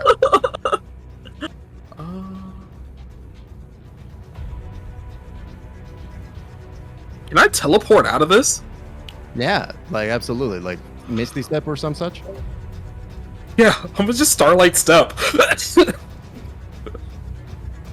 Absolutely. What does it look like as Cal just teleports out? Oh, this is probably going to be horrifying for Lux if she's watching. But like, 1 second Cal is there, and then the next he just dissolves. Amazing. Just dissolves into like glittery starlight inside this thing. And then he is like a good, we'll say like 30 feet away from it. He just appears again, and he like just like shakes his head like a dog because of all this goop. Yeah, goopy glitter just kind of flicks off of you as you shake. But like the weird thing is, despite the fact that he was actively being digested, he looks spotless. He does not look like he has taken any damage at all. Okay, Vein boy. So good. So Cal, do you teleport like up onto the mast, or do you stay on the deck? Where do you TP to? Because you could go vertical if you want. I mean, but how tall is the mast? I feel like the mast is probably like taller than 30 feet, maybe. Yeah, but like you could go. It's got like the netting on it, right? So you could climb up. I think he's going to stay on deck, because at the very least, like, guess what? It'll just come after him again. He can provide a distraction for either Lux or Kite to get a hit in. Very true. Very true. What is Lux's reaction upon seeing Cal dissolve into glitter? Oh my god. Well, let me ask this: has Lux seen this happen before? I don't think so. Has she? Probably not. I mean, he did use Starlight stuff like last session. That's true. You know, because of the circumstances, I think it's going to be shocking, because inside this acid thing. So I think she just kind of like, she just like fucking freezes for a second. Like, it depends if she sees him when he lands. Where did he land? He is still on deck, but he's like 30 feet away. Like behind her or to the side? Like, I guess he would be closer to Kite at this point now. Okay, so you would have landed near like where the pilot chair stairs are. Mm-hmm. You know, I think she would probably get ready to jump on this thing.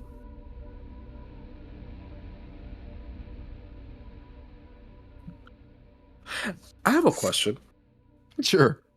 So with my celerity psychic focus that gives me 10 more movement speed, like, I know it's to my movement speed, but could I just like maybe also apply that to Starlight Step?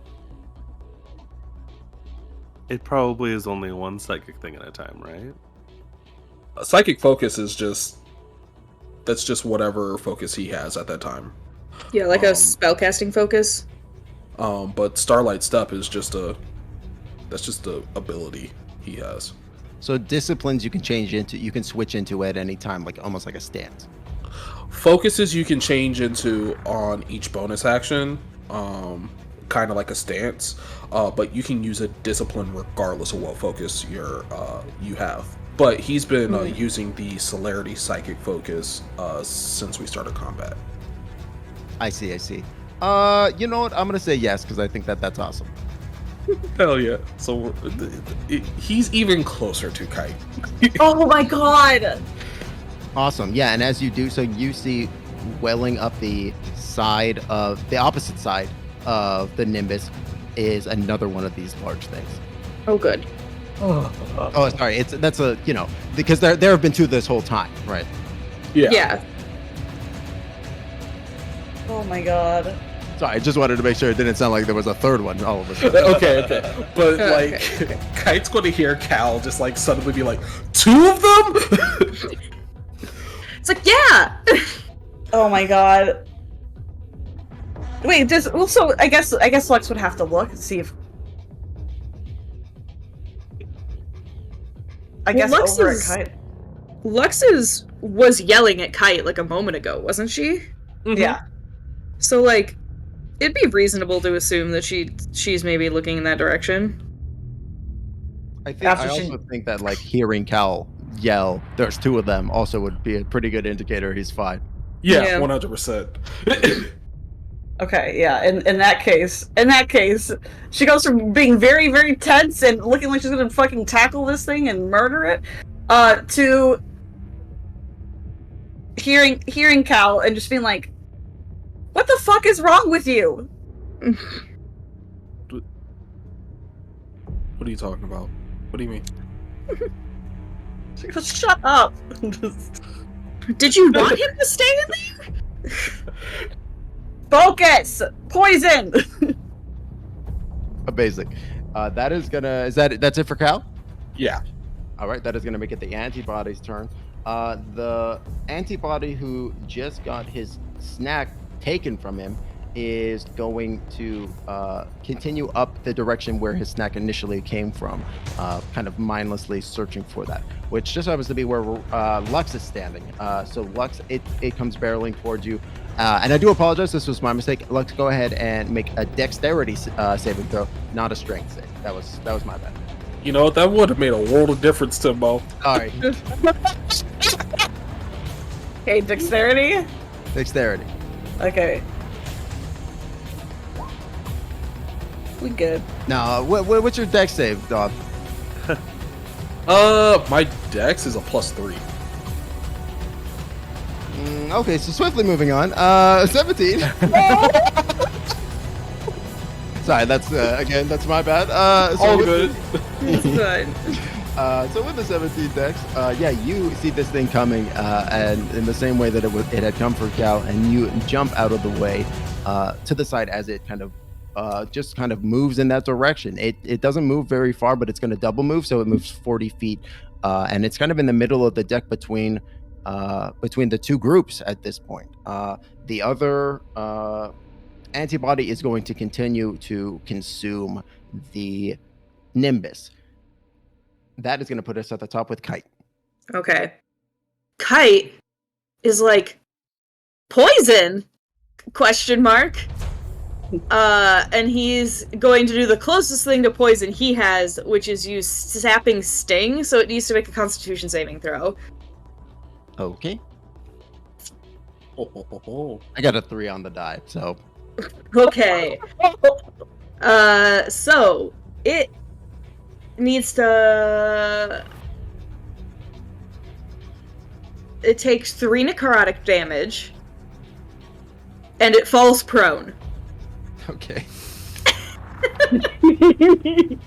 So which antibody did you use this on? The one on the one I've been attacking, yeah. Okay, well that works out really well, because as you knock it prone, it's got so many limbs that you kind of like hit it with this necrotic damage, all of them kind of become unsuckered at once from the side of the ship, and it falls into the Bile River below. Oh, Yes! okay, I'll take Hey. it. Kite's like, Oh! That worked much better than I expected. Hey, good job. He's like baffled. He didn't expect it at all. Amazing. He was just trying to do what Lux had suggested. I was trying to call her Alita again. Amazing. Anything more for Kite? Nope, that's it. All right, beautiful. That is going to make it Lance's turn. Lance, you are in the helm. You see, you have this kind of weird, almost like 360-degree view of the ship and the surroundings of the ship, and you do feel in almost an extra sensory way, you can feel like a wall kind of approaching. Great. We are flying straight towards a wall. Like you're drifting towards it, going like on the highway, like a car. Oh, gotcha. I will. I think I'll spend my action. I'm just gonna do some piloting. Yeah, absolutely. I think that's a good use of my action. And then on her stuff, Lady's gonna try and do some fractal stuff. Perfect. Yeah. You reassert control over Helm, taking in the mobility and the movement, and you level out. Those on the deck can immediately feel the change as Lance takes over, as the ship just immediately stabilizes, and y'all are able to move a little bit more easily on the deck. Lady kind of bounds down off of Lance's shoulder and very quickly leaps 2 at a time up the steps up to the deck, and seeing this large amoeba style fractal kind of has this moment where she stands right at the base of him, and she leans backwards like somebody looking at something really, really tall, right? She's taking it all in, right, from a very close perspective. And she then very specifically puts out a hand with a finger outstretched and pokes it. Go ahead and make me that charisma throw. Just go make me a flat charisma throw with your charisma, and go ahead and have proficiency from Lady. Oh, nice. Okay. We'll say that this is at normal because Lady is kind of off doing this on her own while you are piloting. So charisma and proficiency on this? Yeah. +2 is a 13. That was so close to a nat 1, you guys. Oh my god. That was the noise that I just made because it literally was on a nat 1, and I couldn't tell because the dice is kind of cocked on D&D Beyond. Oh gosh. So, I will happily take an 11 + 2 for 13. Yeah, absolutely. So 13, Lady's hand shifts color from the kind of cosmic blues and blacks of the astral sea to this. Oh, did I lose you, Timbo? Sorry. A glowing yellow. It goes from this kind of blackish color to the glowing yellowish color of this creature, and as it does so, you see almost fractaline lines begin to lance up Lady's arm and upper forearm, and then her upper wrist and forearm, and kind of dancing into her form proper. And this is kind of happening as kind of time is passing. Does that feel bad? I know we have a mental connection. Is she stressed about that at all? No. In fact, she feels very. She feels very calm. It almost has. Okay. It almost has a flow state feel to it. Is the best way I could describe it. Cool. That is going to make it Lux's turn. Okay. She.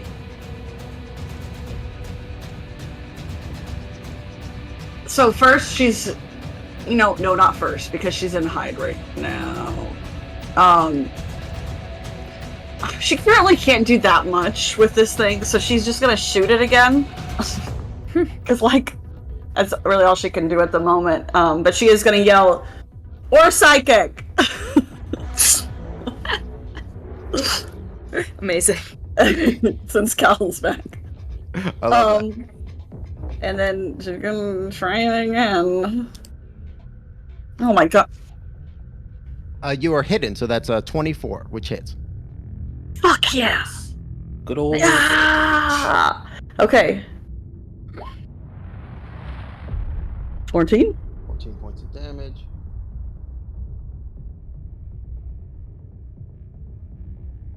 Yeah, the this antibody has been fairly damaged at this point, and your bolt, again, while not doing as much, it kind of melts as it cuts through it. You do see it do a good bit of damage, and the creature is now bloodied.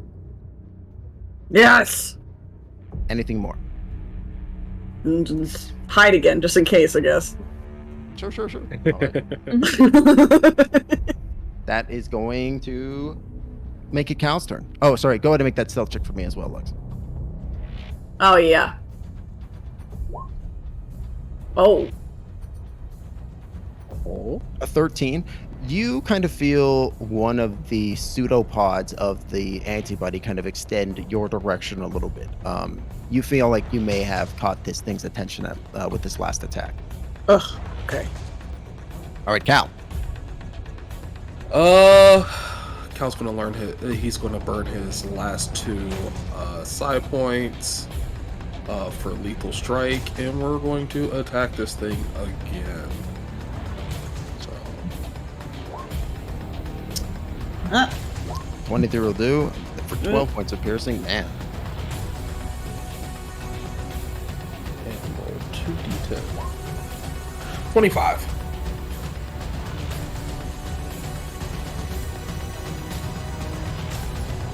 Wow, very nice. Go ahead and describe your kill.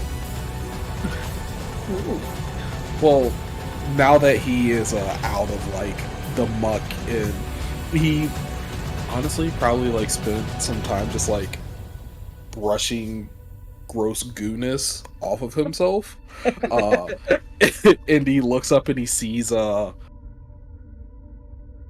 he looks up and he sees Lux put like yet another bolt into this thing, and it's kind of hurting, but like he gets like, there's just a twinge of like annoyance on his face, and he mutters under his breath, "All right, that's enough of this."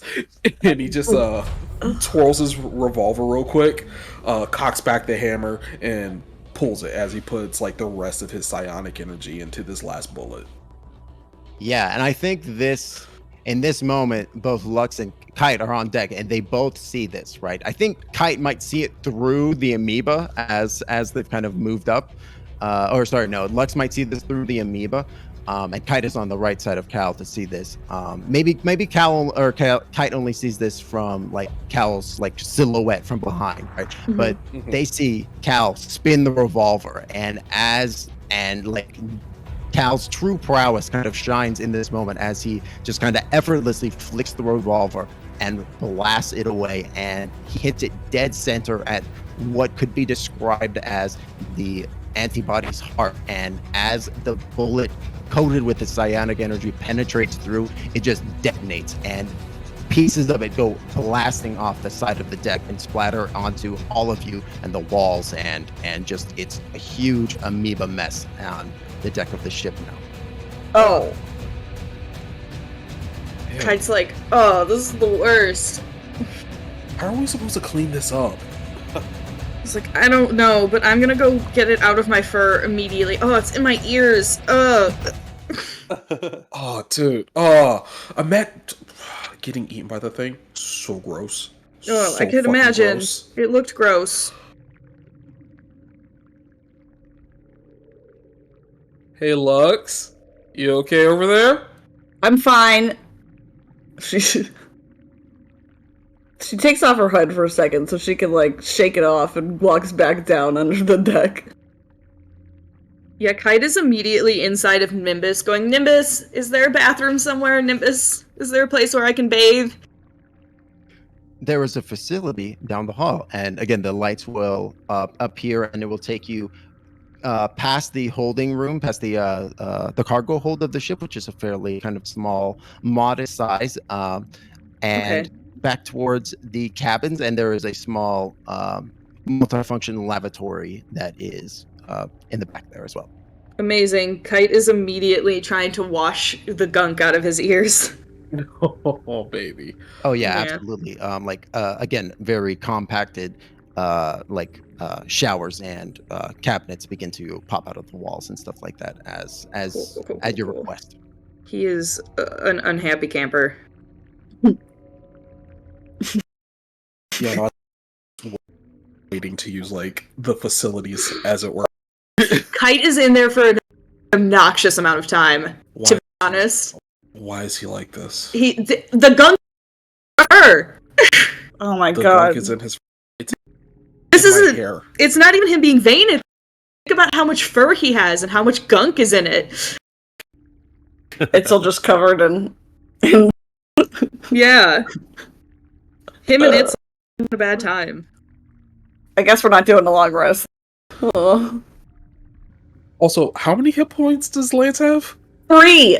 3. Yeah, Lance We is don't- having a bad time. We have no healers! We have No. So healers. okay, so Cal, like when they get back on the deck, Cal's going to be like, "Hey, he's like, is everybody all right?" Like he already sees like Kite just like beeline it to like the facilities. He's like, how's everybody feeling? It's like bad.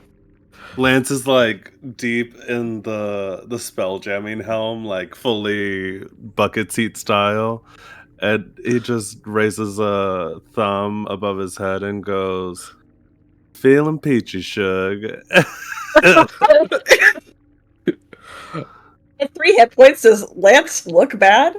I'm about to Lance say, looks very bad. Oh no. Cal's going to go to the helm, and he's like, I'm going to apologize in advance. Like, my hand is very just like gooey, but he puts a hand on Lance's shoulder, and Jeez, cast take Cure the guy to Wounds. dinner first. Yeah. Like, Here, have a little Cure Wounds. I Oh, wish Kite good. had been here for that, but 8 plus 5, 13. Wow, thank you. I'm looking great. Oh my god. I'm not full, but I'm still looking great. 13 is we're pretty alive. good. It's a lot Yeah. better. I'm at 16 now, so we're Ugh. alive, functioning. Ugh. Yeah. Oh. Everybody gets one. Only one? Just one. Just one.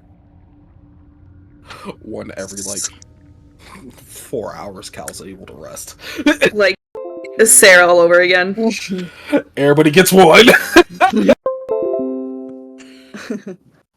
Ooh, we gotta get some potions, so we're gonna go to a store or something. We gotta... Jesus. Yeah. But I do very much mean it. It's like, if anybody's paying attention, it's almost unnerving how immaculate Cal looks.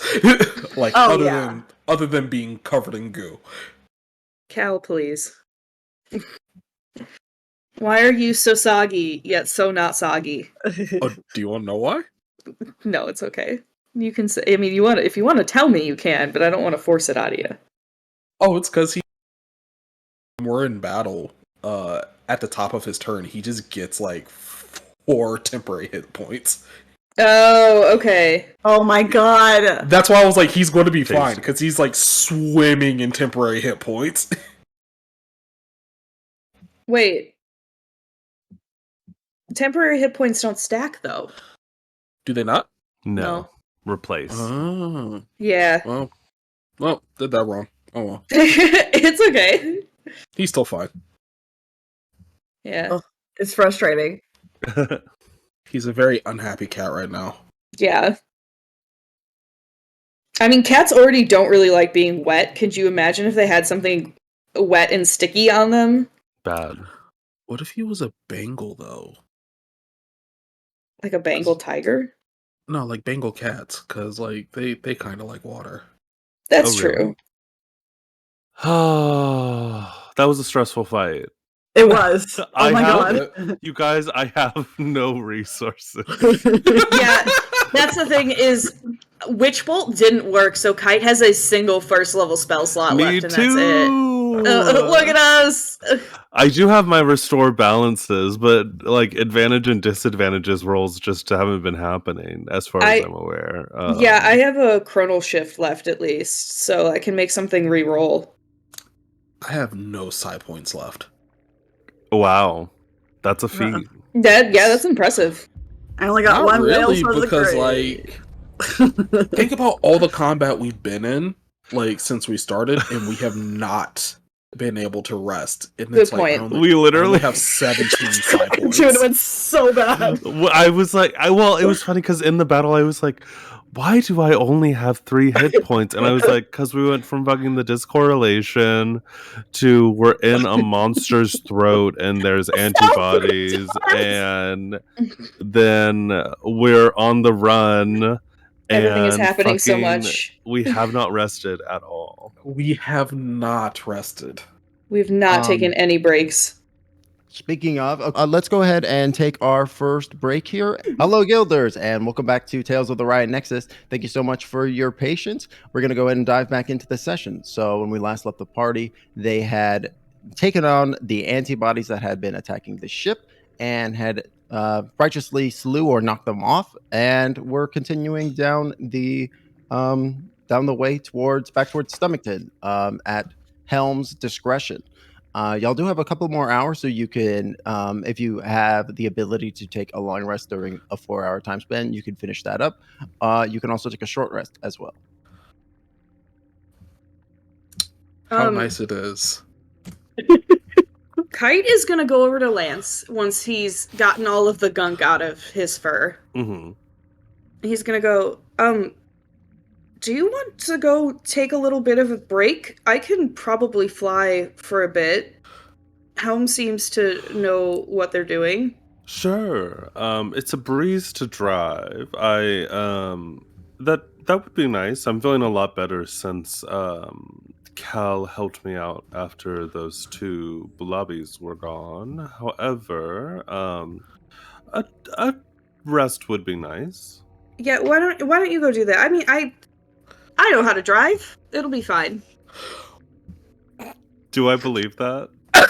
I'll make a deception check. Roll an insight check on that, please. Oh no, his deception is not good. Well, I rolled really poorly. Lance looks at Kite and goes, I'm so glad to hear that. It is wonderful we have someone from the Bellowing Mountains here to drive our spelljammer. It's like, yeah, don't repeat that I'm from the Billowing Mountains, but yeah. Certainly. And I'll sort of head off to a side, find a comfy little cushion somewhere to lay my head. Timbo, how is Lady looking? Lady was like midway through interfacing with the fractal thing when Cal kind of exploded it. Yeah. So she didn't get a full interface going with it, but it definitely looks like she has been impacted in some way. The hand that she had been touching the fractaline creature with, it appears to be that like kind of similar golden like, or similar yellow, but it's like a little bit more golden in color. Oh, gorge. Interesting. Lady, let's retire, and we'll find somewhere to kind of lay down, take a short rest. But if I could, I think she and I are just gonna do some like kind of mental conversing, talking about the fractal kind of thing, and like kind of syncing up or whatever it might be, where the kind of communication she had, and see if I don't know, just kind of learn anything else about the nature of the thing we're inside right now. Sure. Go ahead and make me an Arcana check as you as you try to interface with Lady. 16. A 16 is pretty good. Like Lady doesn't really communicate. Well, Lady can communicate via common, but they Mhm. you have a special way of communicating that is a little bit more seamless, right? And in that, like, you kind of get the sense that this fractaling creature, it's very old and it's been around for like a long time, which is like Lady. You kind of get the sense that Lady thinks that's might be why it's so large as well.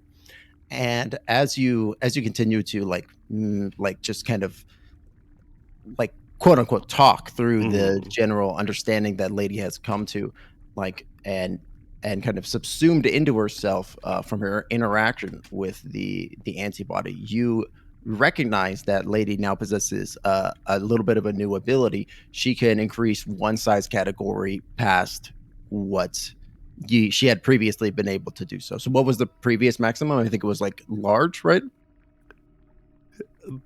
Her last one was huge. Or sorry, she can go from large to huge. There we go. Yeah. Yeah, there we go. Okay.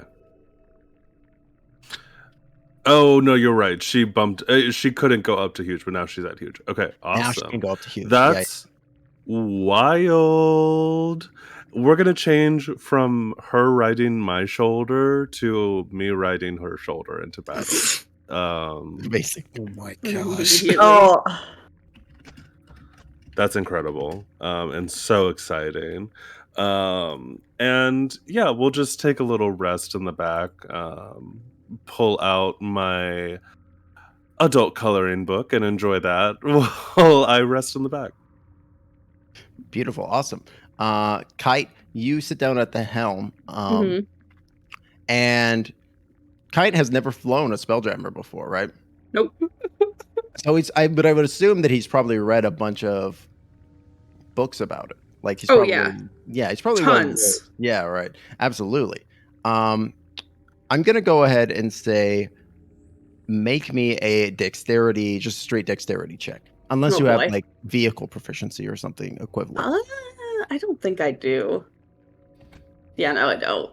Yeah, go ahead and just make me a straight dex roll. Okay, 13. 13.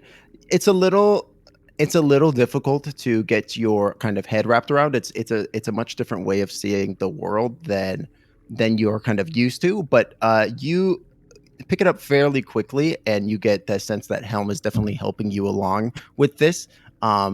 And you, with his assistance, are able to fly the spelljammer fairly easily. There are maybe one or two close calls where you list a little down and get closer to the Biley River, or maybe a ship piece kind of comes out of that Bile River at an unexpected interval, and you have to quickly avoid it. But with Helm's help, you're able to do so, and nothing catastrophic happens. Yay. Helm remarks to you and says, "Is this your first time flying?" I was like, yes, it is, but don't tell anyone that. It's okay. I believe this to be my first time flying as well. Oh. This is only your first time? I would be unable to say, as I do not have previous memories. Oh, I guess that makes sense. Well, I guess at least we're learning together. Helm. Indeed, I can tell you have an in-depth technical understanding, much like myself.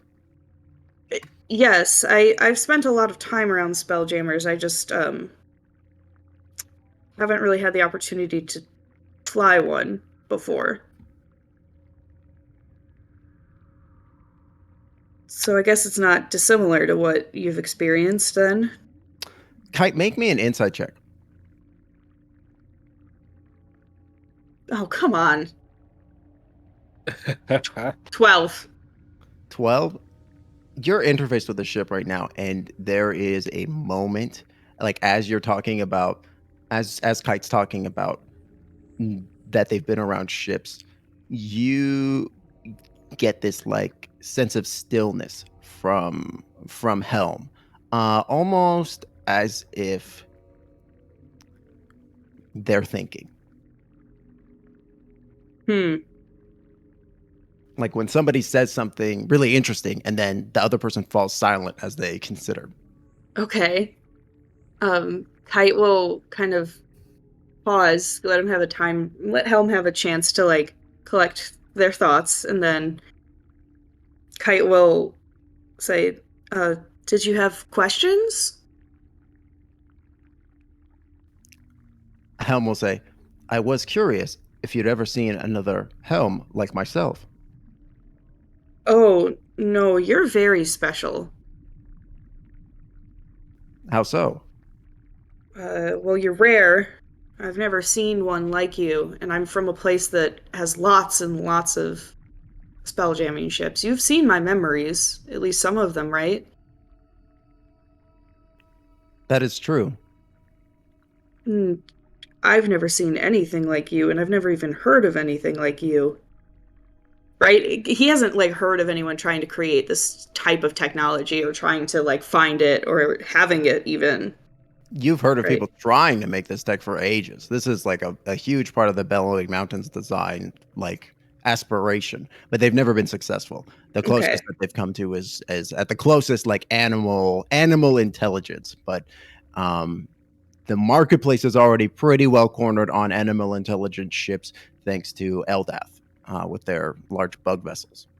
Okay. Yeah. He'll kind of explain like, yeah, no, there's a lot of people who make lots and lots of spelljammers, and lots of them want to make a spelljammer helm like you. But no one has before.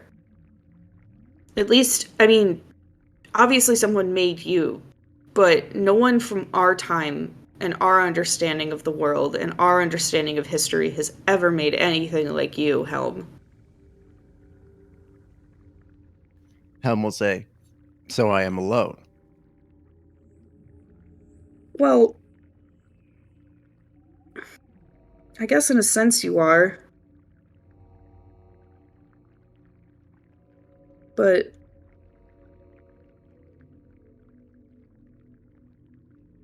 you can speak with people. Other spelljammers can't do that. So you're not alone in that. You're alone in that there's no one another. You're alone in that there's no other spelljamming helms like you, but you're not alone in that there are other creatures that can speak with you and talk to you and be your friend. This is true. I was on that island for a long time, an unmemorable amount. Yeah, and you got to know, shoot, I'm totally blanking on his name. Witness? Ness? Oh yes. Mhm. And it's the same thing. You're getting to know us now. So you're not totally alone. But I mean, there's nobody like me either, so nobody really in my situation. There's probably nobody in Lux or Cal's situation. They seem like they've got some weird stuff going on. Well, you don't know the half Probably of it. nobody like Lance either, so I guess we're just all kind of like this, everyone here.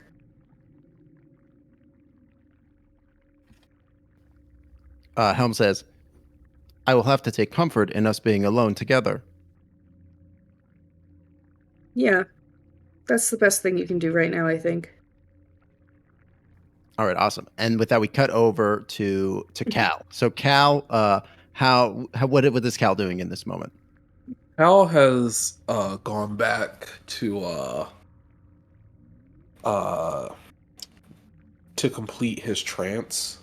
So he's reaching back out into the astral elven conscience and his being is like, joining the chorus of like all that there was, all that there will be, and all that there is. And he's getting like flashes of like, his memories, other folks' memories. But there's also just like black spots as well, where he just can't see anything.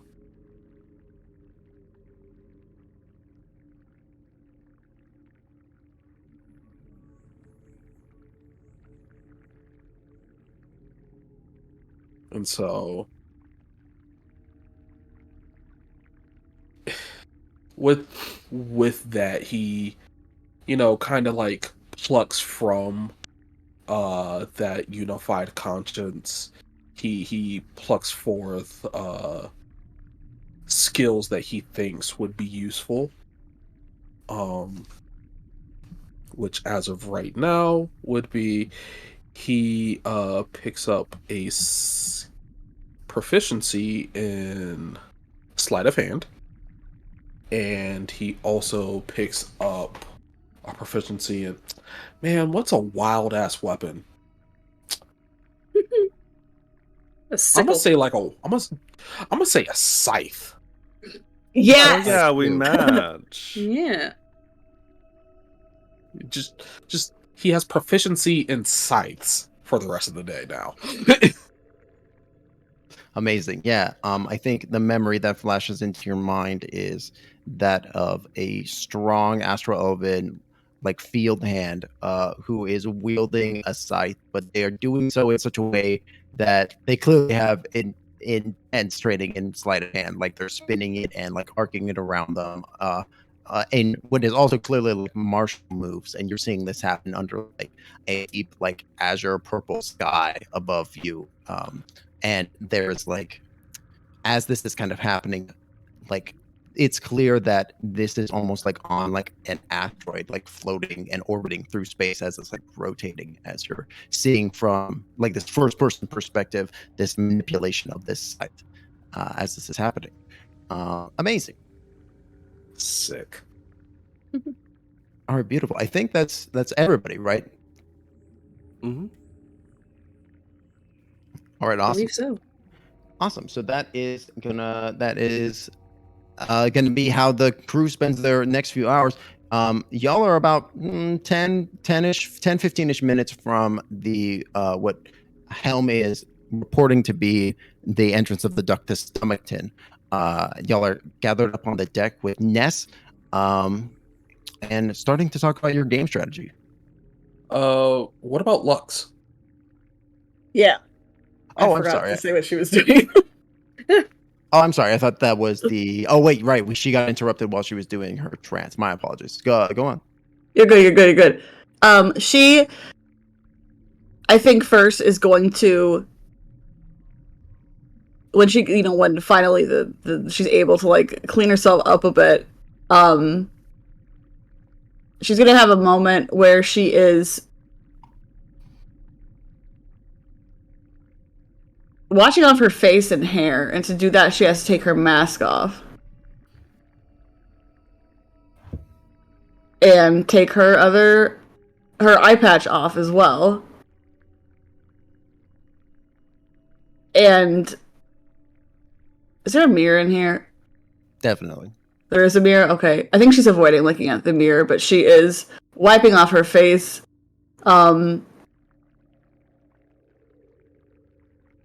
And one of her eyes is completely white. It's completely white.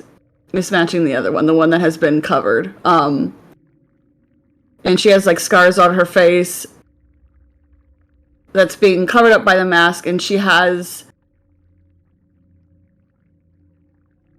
like around her neck is like this piece of metal, almost like it looks embedded into her skin. And she kind of hurries through it as much as she can and takes a moment to also look at her arm one of her arms is completely like metal and robotic, and clean it off with a towel carefully before putting everything back together again. And she leaves the whatever it's called, the washroom, the place where the sink is, and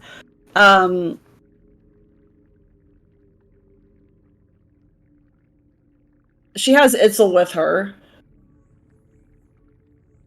And I think instead of going back into the room that she was in to continue this short rest of hers, long rest?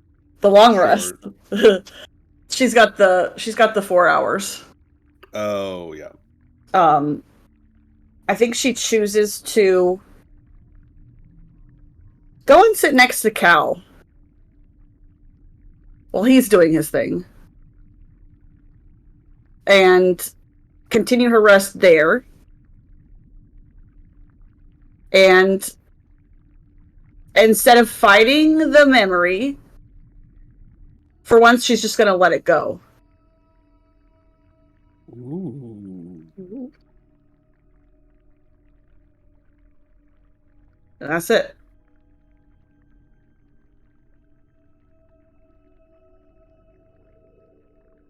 Do you think it's evident to other people that that Lux is processing something like this, or do you think she's playing it pretty close to the chest?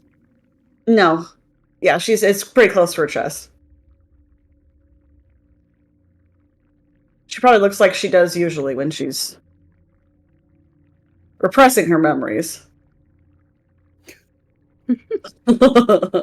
Repression session. Her repression sessions. Repression session.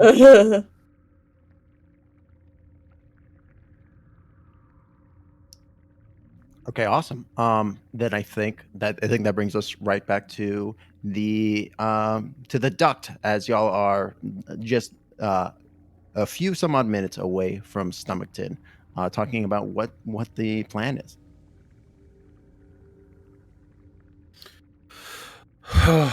Well, obviously we'll need to get through and kind of see where the scenario is. I think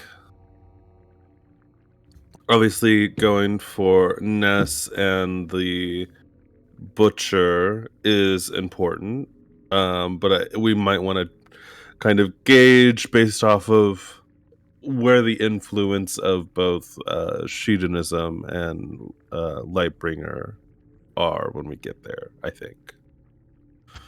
Yeah, I think that's a good idea. Maybe no blowing anything up this time so that we don't draw a bunch of attention to ourselves. That's not to draw attention. What? I know it's not intentional, but it draws attention when you do it. I have a question for Timbo. Shoot. So what's Ness just been doing this whole time? Oh yeah. Oh yeah. He was asleep in his room. How did he sleep through that? I love that. How? He's a really heavy sleeper. Like, I love it, but also, sir. Maybe get that checked out. I respect it. I want to be Okay. about that life. Same. I wish I could be like that. Yeah. But yeah, Cal's going to be like, it's a little hard to come up with a plan when we don't have much info. But I do agree. Let's maybe try to avoid blowing things up. Like, At first. let's make that like a last resort type deal. Yeah, no, I just want some, to not have the attention from the start so that we can maybe get some intel. I do not plan To blow up a factory? to blow up a factory. So you just did it just on a whim.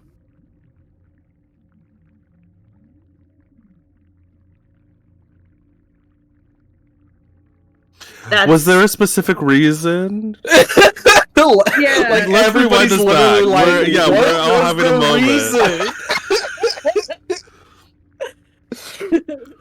This is our first bit of downtime since it really happened, and all of us are finally processing. They're like, "Wait a second, What was the what reason? was the reason?" It was siphoning this creature's being Mhm. and producing something out of it. Okay.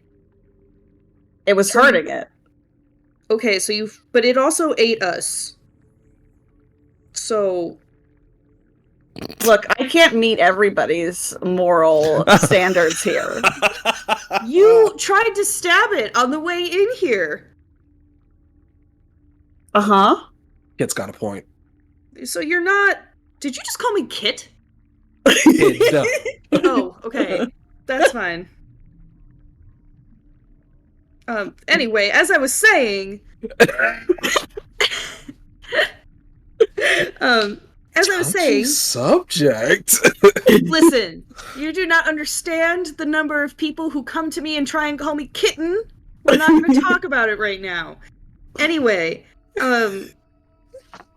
you tried to harm this thing on the way in here is what I'm getting at. So I don't understand why you're upset that the Shedonism people are trying to harm it.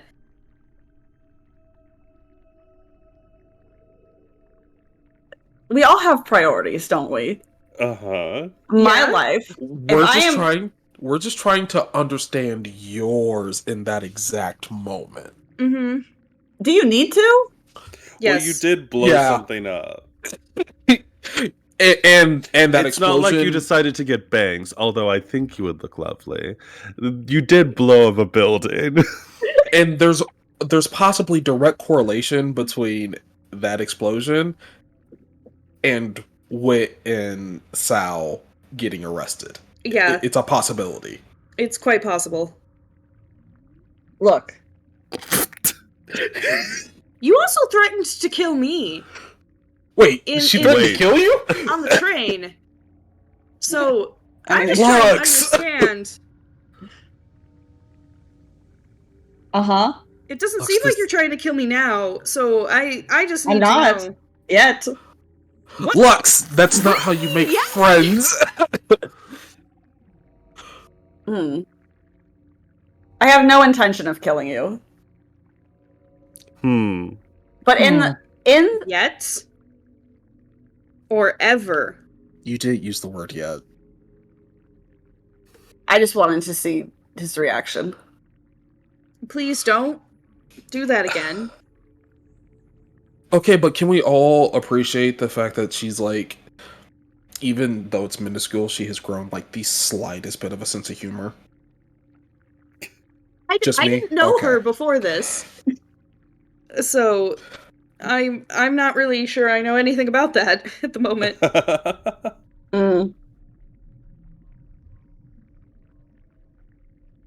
Anyway, so why did you blow it up? Like I understand that it was hurting it, but like why did it matter that that Shedonism was hurting it, but it's fine for you to hurt it? You realize that all of us were about to die? It did seem that way. It did appear that way. And so if I am in a situation where my life is at risk, Mm-hmm. and I still have things I need to do, I will do whatever I need to make sure that I get out of a situation. Okay, speaking of, Okay. let's not get ahead of ourselves. We are sailing into a situation where there will probably be corpos. Yes. We're just going to tie this with a nice bow and say there's a bit of a moratorium for the afternoon on exploding buildings. Yeah. Yes, yeah. That's fine. That's fine with me. Wonderful. Al is rubbing his forehead.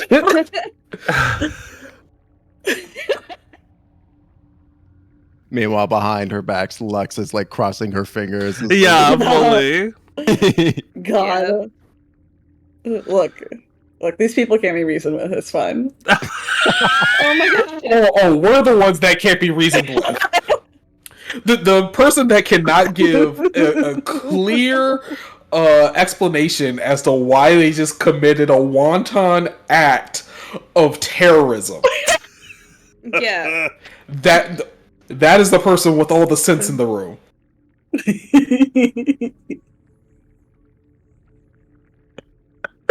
Look, you asked why we were getting there. Then you tied it up. No, we weren't getting there. Anyway, let's focus on the thing we're trying to do right now. Mm-hmm. Gotta get Wick, gotta get Sal, gotta help out the rebels. So exploding Piss off buildings some corpos. is off the table. It is Only- on the table, Lux. It's We a last discussion resort. first, if it comes to that. We can Okay. talk Yes. about it. Please All right. consult with us prior. Even just a Ooh. heads up. Ooh. Okay. Don't say that like that, Lux. What if we're in the building that you're trying to blow up and you don't know it? I mean, there were probably people in the building that she blew up. I'm not going to blow up a building with you inside of it. Thank you. That's all that matters.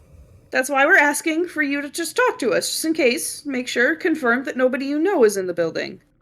Oh, so it's fine to just blow up a building that just has other people in it, though. Okay. I mean, we're not going to get into the morality of this right now. She doesn't seem to fully care about that. So we're going to focus on making sure she doesn't accidentally kill one of us. Mm. A good goal. Oh. Okay. Baby steps. Ness, before our group joined, earlier in recent memory, earlier today, time inside this worm, what does it mean? Was there a presence of Lightbringer at all in the Ouroboros? Or are they new in town with us? Ness will say a little bit, mostly Leviatar, but Lathander had a little bit of pull in here too. It seemed like a few different ships had been eaten by this thing.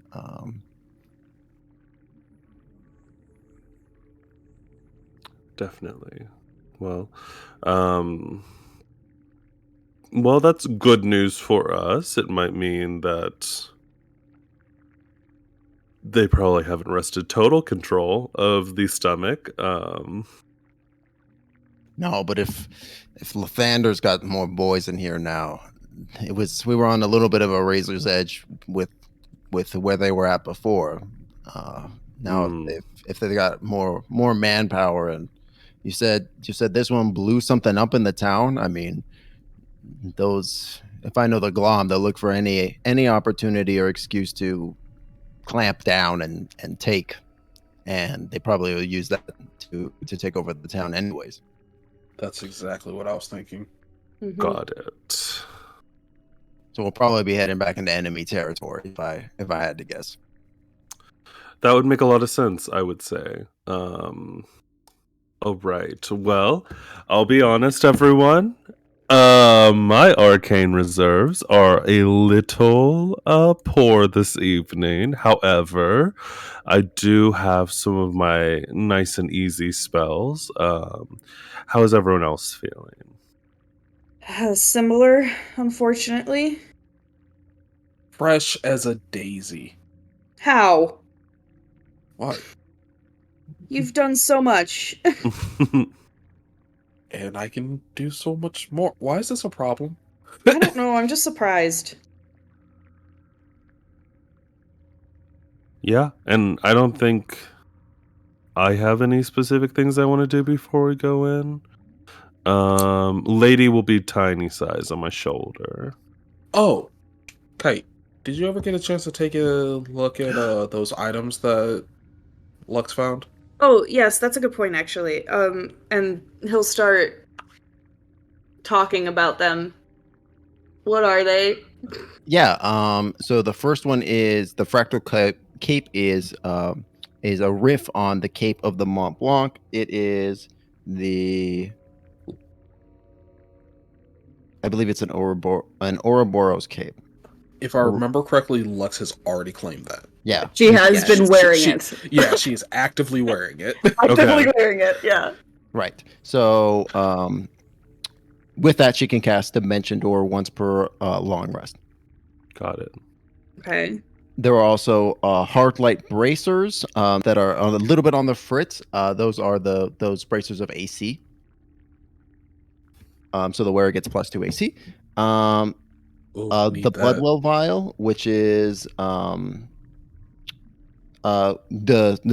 which Werewolf shared. I don't know that one super duper well, but it's got something to do with sorcery points, right? Mm-hmm. Okay. And then a Ring of Spellstorm. Could I have attuned to the Bloodwell vial while we're going towards stuff? Yeah, everybody can use this time to Cool. attune to the various. Okay. Take those bracers, yeah. Kite's just gonna take the Ring of Spell Storing. Be like, everyone's fine with this, yeah? Mm-hmm. So you said that these bracers are on the fritz. So what's the catch with them? They seem to flicker a little bit, and it doesn't seem like they're the most reliable. Okay. In order to attune, Lance has to put a little bit of his blood into the vial, and so he'll prick his fingertip, and you see, like a grayish white blood drip out of his finger into the vial. Just a couple of drops, and he'll attune. Yeah, and the drops mix with the fluid that is already inside of the vial, and you see it shift and take on a rainbow almost opalescent coloration as it kind of like floats in this vial. Very cool. Timbo, what level of spell storing is this ring? Like, it just Oh yeah, is what's like, in there? it can take. Oh yeah, does it seem like there's anything in there? It does seem like there is a spell in there. Can I ascertain what it is? No, but you can tell it's a 2nd level spell. Ooh. Okay. Fun. Use it right now immediately. No. We know it's not a fireball, so that's good. I don't see any. I don't see any like differences in different types of rings of spell storing. I only see one type of ring of spell. So it says it's got 1d6 worth of spells it can hold.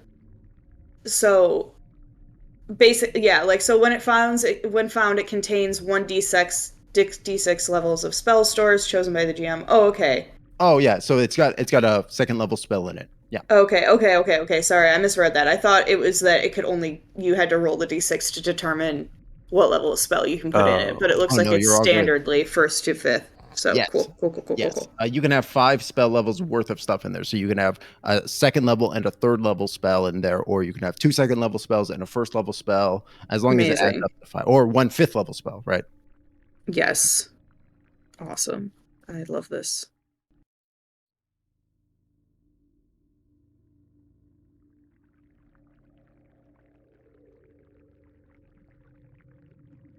All right, awesome. Yeah, so y'all kind of don your different pieces of gear and such as y'all are kind of making your way towards the opening of the duct. As y'all are kind of passing through it, you hear over the PA system, "We are approaching a heavily fortified encampment. Would you like me to become less conspicuous, as mentioned?" Yes, please. Thank you, Nimbus. Yes. Helm. Ooh. Yeah, and as you do so, the pinks and the yellows and the oranges of the ship kind of fade away, and the ship takes on almost like a storm cloud color as as it shifts away from that kind of like dawn coloration and more towards a darker storm cloud.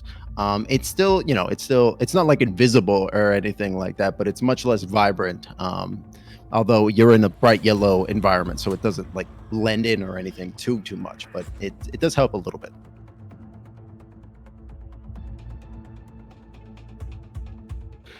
Yeah, and so y'all come out of that duct, and the Nimbus kind of floats down as y'all are making your way out. Lance, are you piloting again? Yeah, I'll pilot again. Go ahead and make me a stealth check.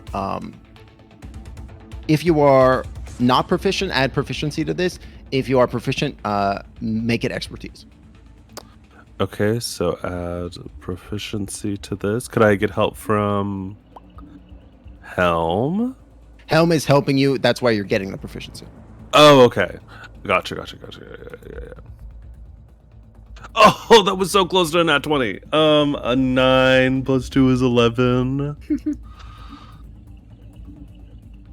You feel like you have a fairly good course, but as you are making your way out, you see Helm in this kind of like in this 3D vision pops up with this radial, right? Pops up with this kind of heads-up display and illustrates to you that the current path that you're on, your current trajectory, will take you right into eyesight of a construct that of a Leviatar construct that they seem to have set up at the edges of town.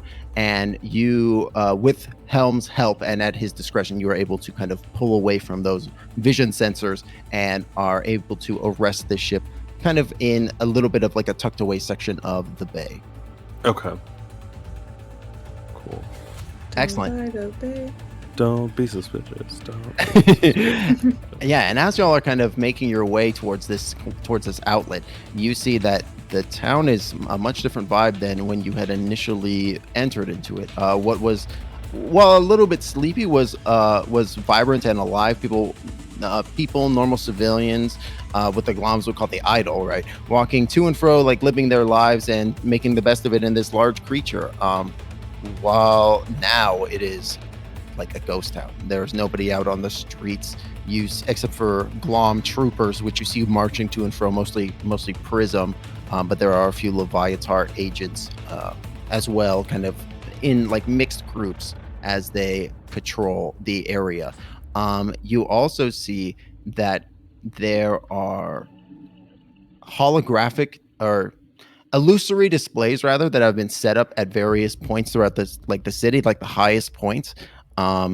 Several of them are illustrated with various graphics, but the biggest one that's kind of at the center of the town is this large illusory display of two individuals, one a goblin and one a turtle, and they appear to be like shackled and chained up, and they are kneeling. And looking at it, like you watch it for more than a few seconds, and you realize very quickly it's a live feed on the city square of Wit and Sal. Uh-oh. Oh. We're about to Captain Jack Sparrow these motherfuckers out of there. Come on. Yeah. Yeah, absolutely. I don't like that at all.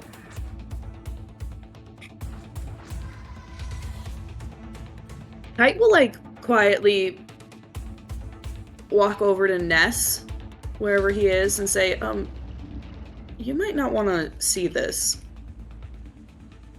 Is Ness still asleep? No, Ness is on the deck with y'all. Okay, cool. Yeah, like... It's just sleeping.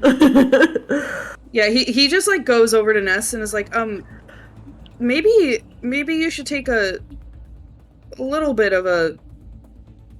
Nap? You know... Maybe take a nap. No, this is actually great, because now we know that he's alive still. True. Okay, you're positive about this. Never mind. Okay, we're good. No, this is classic Glom tactics, right? This is like a suppression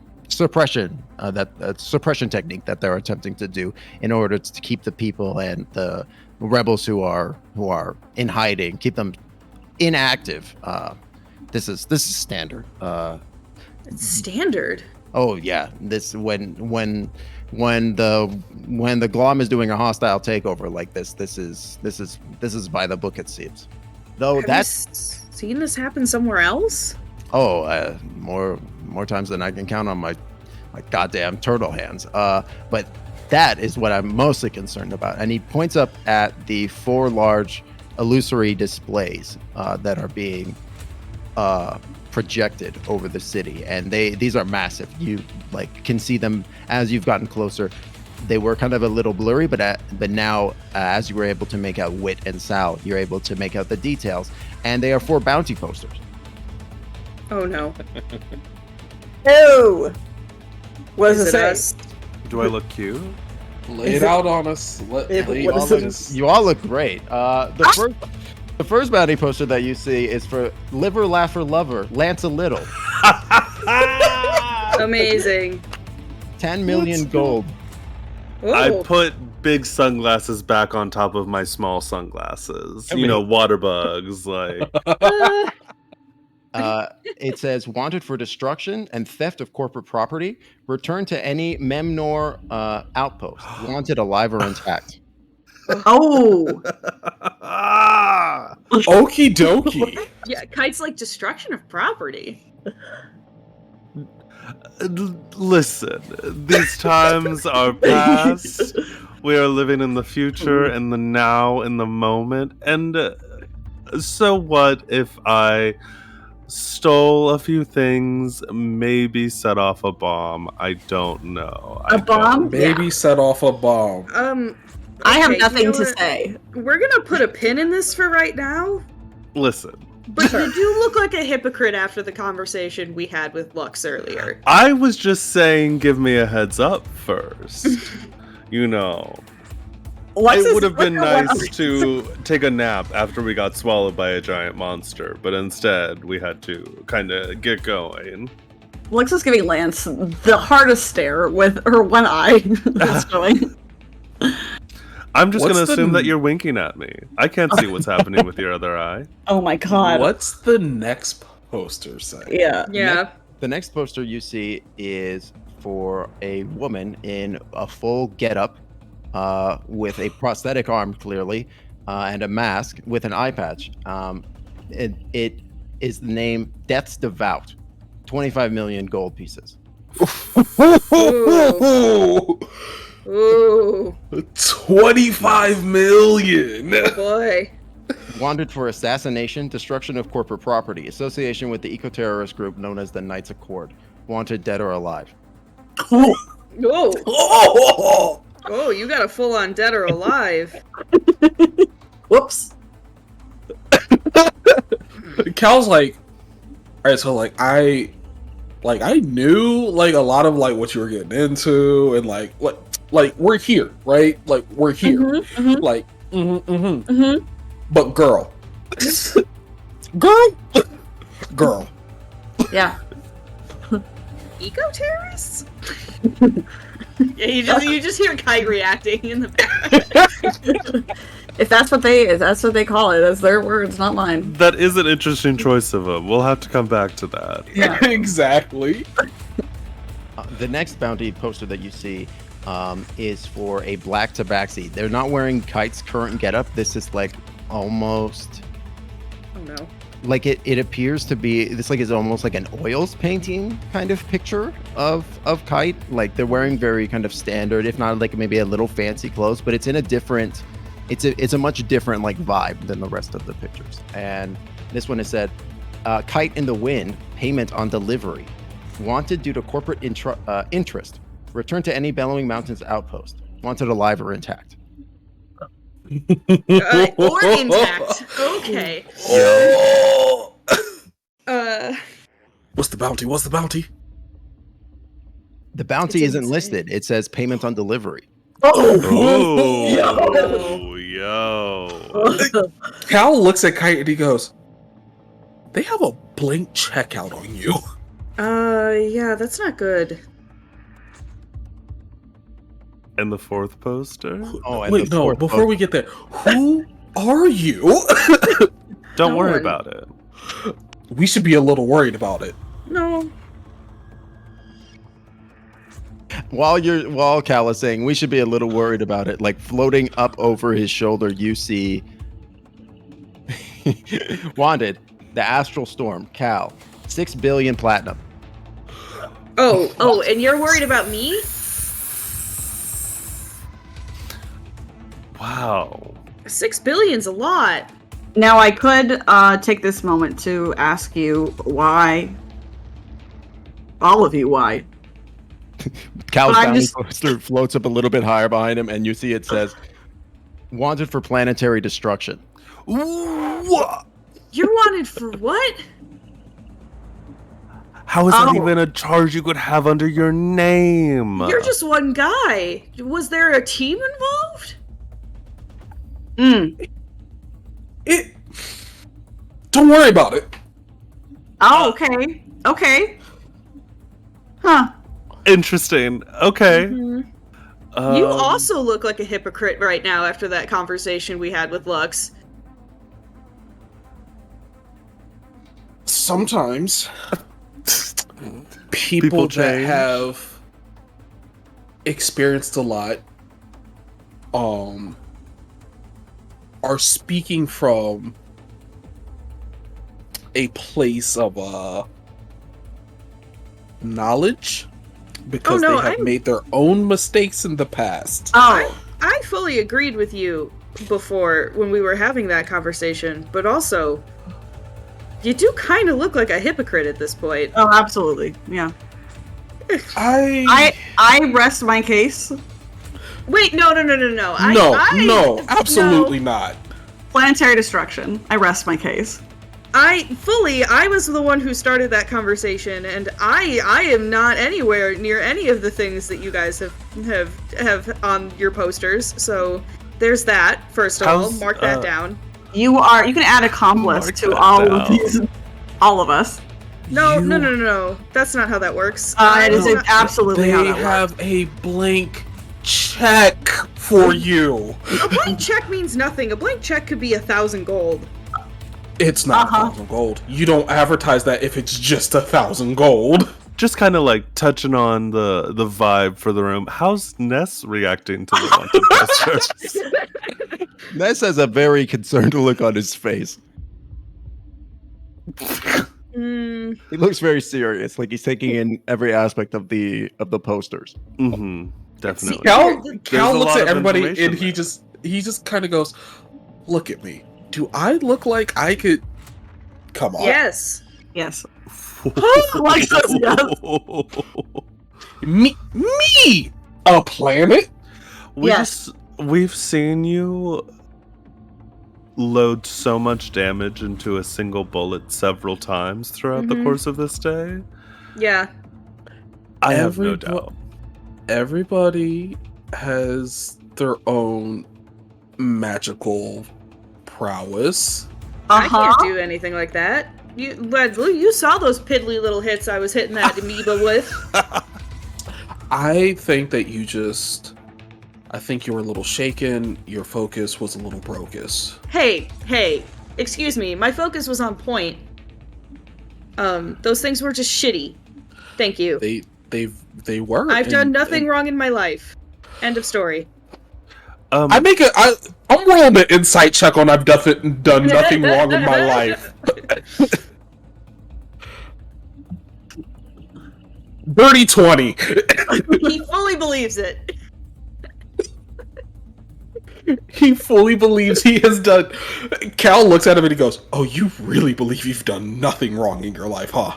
I met with magic, but yes. Okay, are we going to continue discussing morality, or are we going to actually get this turtle guy's brother and get out of here? His name is Ness and his brother's name is Wit, and yes, we should probably swoop in and get Wit and Sal out Yeah, of let's go I save think they're them. both witness, right?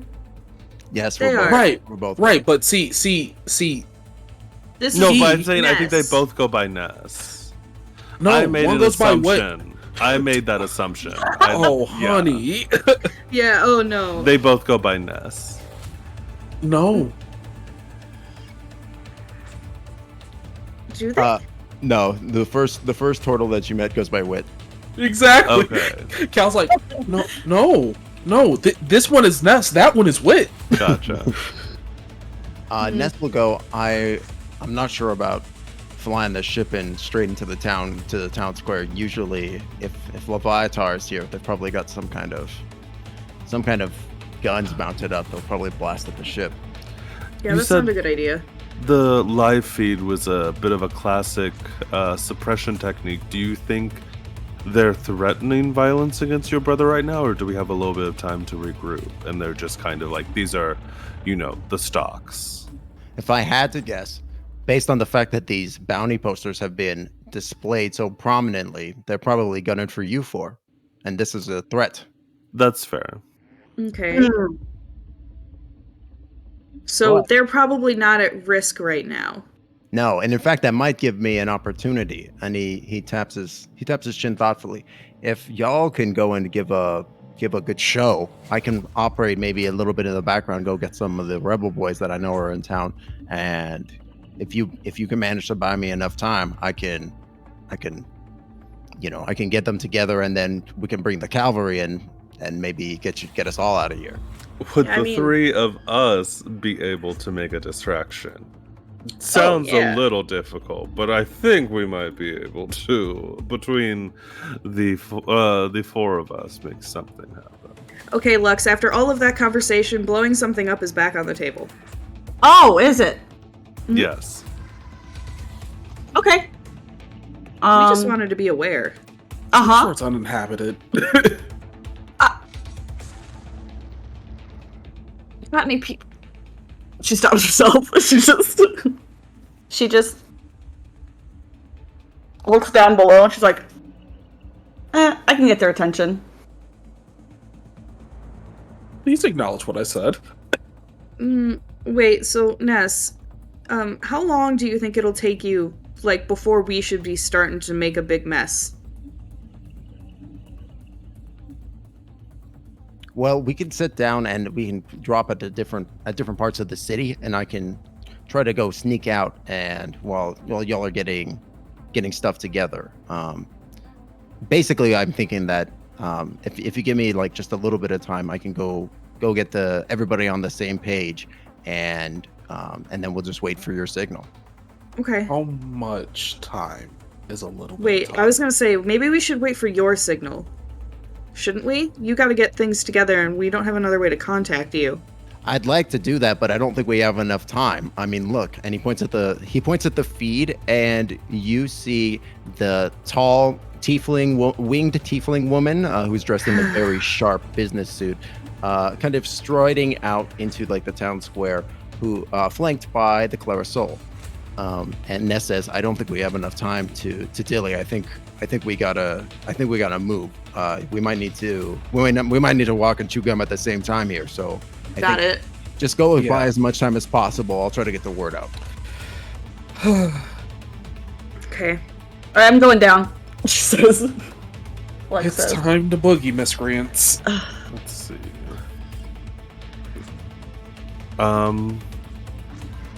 Just call me a miscreant. I do believe he called us all miscreants. Still though, I'm not a miscreant. Blank check. Listen, you saw what I'm wanted for. I'm not wanted for anything like blowing up stuff or destroying things. I am just wanted, and that is a very different situation, okay? Can I roll a perception check to kind of maybe start to ascertain why specifically the Bellowing Mountains Regency wants Kite? I'm gonna say in this moment, you can roll an insight check based on the way Kite is reacting to you pressuring him.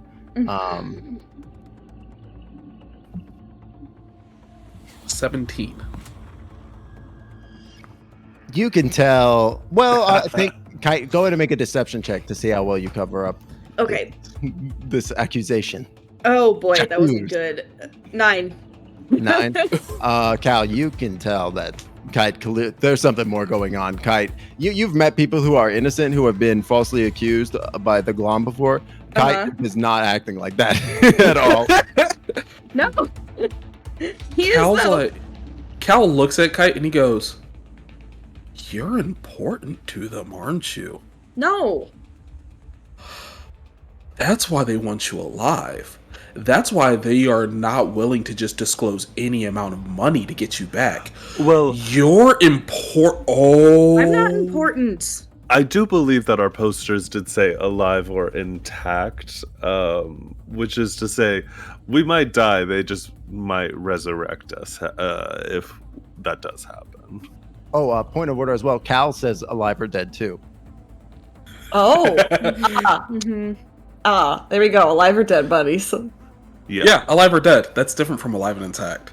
Yeah. Yep. Yeah, no, I'm not important. So we could still both die, which would be unfortunate, I think, for both of us. Yeah, I wouldn't like that very much. But here's the thing.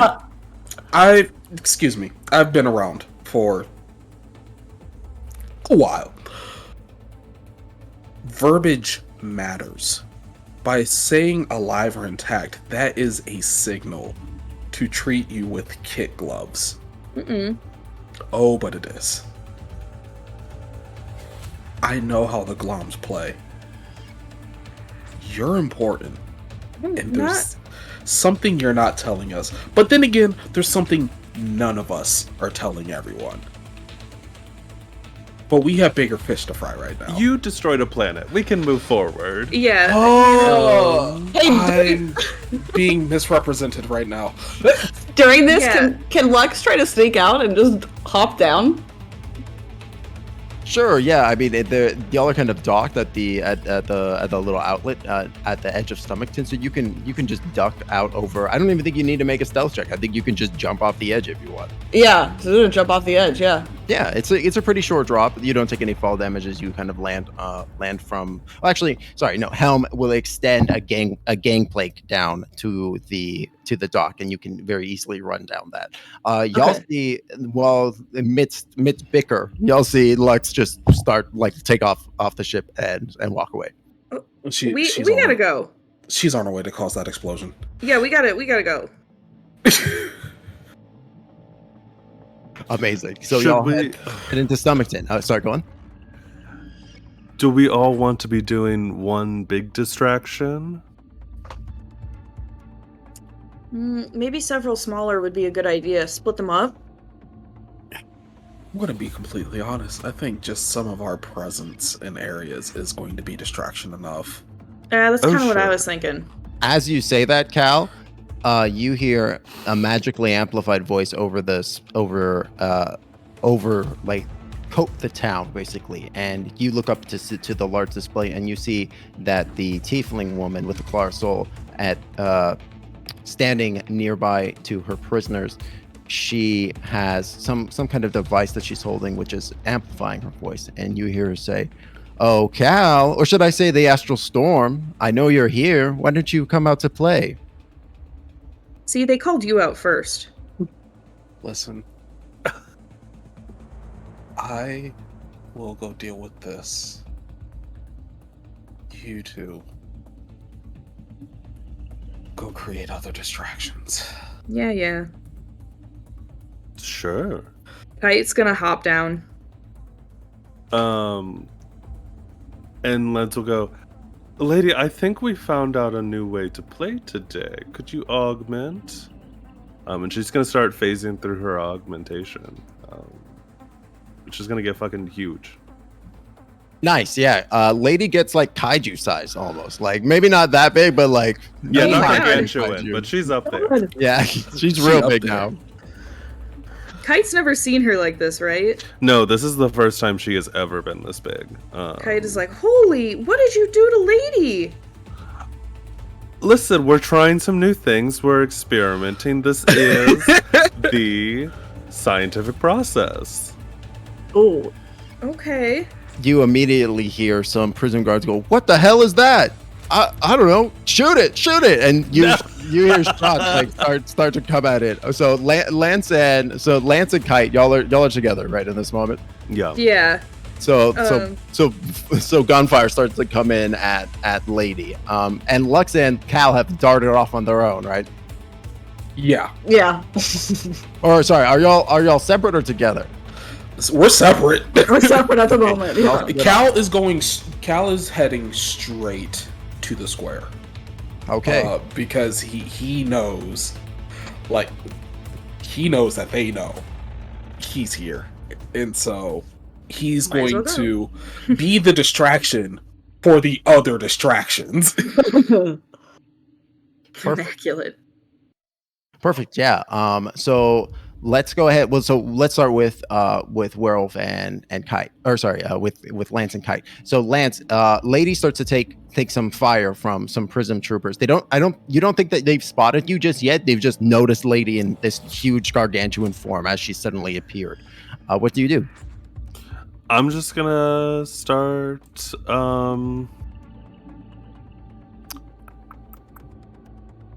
I'm gonna be running next to her, and I'm just gonna start shooting off firebolts at people. Perfect. You're just giving her like covering fire, basically. Yeah, essentially. Yeah, absolutely. Go ahead and roll to hit. 25 Yes. Go ahead and roll damage. for 8 damage. 8 damage. Nice. Yeah, you crack one of these prism troopers in the chest. You see that this isn't one of the blue prism troopers, but it's actually a red prism trooper. It seems like they've got like some pretty low tiered stuff. Like their hard light's a little shoddy. Yeah, their hard light shatters actually underneath this firebolt as it lances into them, and they get knocked off their feet, falling. And you do not see them rise. However, the other prism troopers, there's about 4 or 5 other of them. They see you coming out, but most of them are still focused on Lady, as she is a very large, intimidating threat in this moment. Cool. And she's gonna just like kick a dude. Yeah. She has a quantum strike, which is a melee weapon attack. And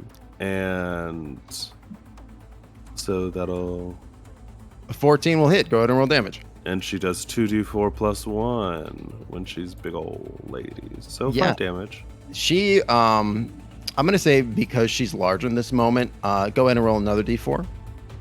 So that's actually already upgraded. So 1d4. I guess if you want to change it so we're like homebrewing that, we can. Yeah, I'm fine with that. Okay, cool. Because normally her attack is a 1d4, but when she's bigger. So 7. 7. That is also actually enough. Lady just kicks the prism trooper, and his hard light armor shatters underneath her foot, and he just like gets punted like a football and goes flying off, like flipping and like bloop into the bile. And Lance will cheer and fucking blow raspberry at this dude. And that'll be a turn. Perfect. That is going to make it. Kite, what do you do as you see all this happen? Okay, so Kite is going to, seeing all this happen,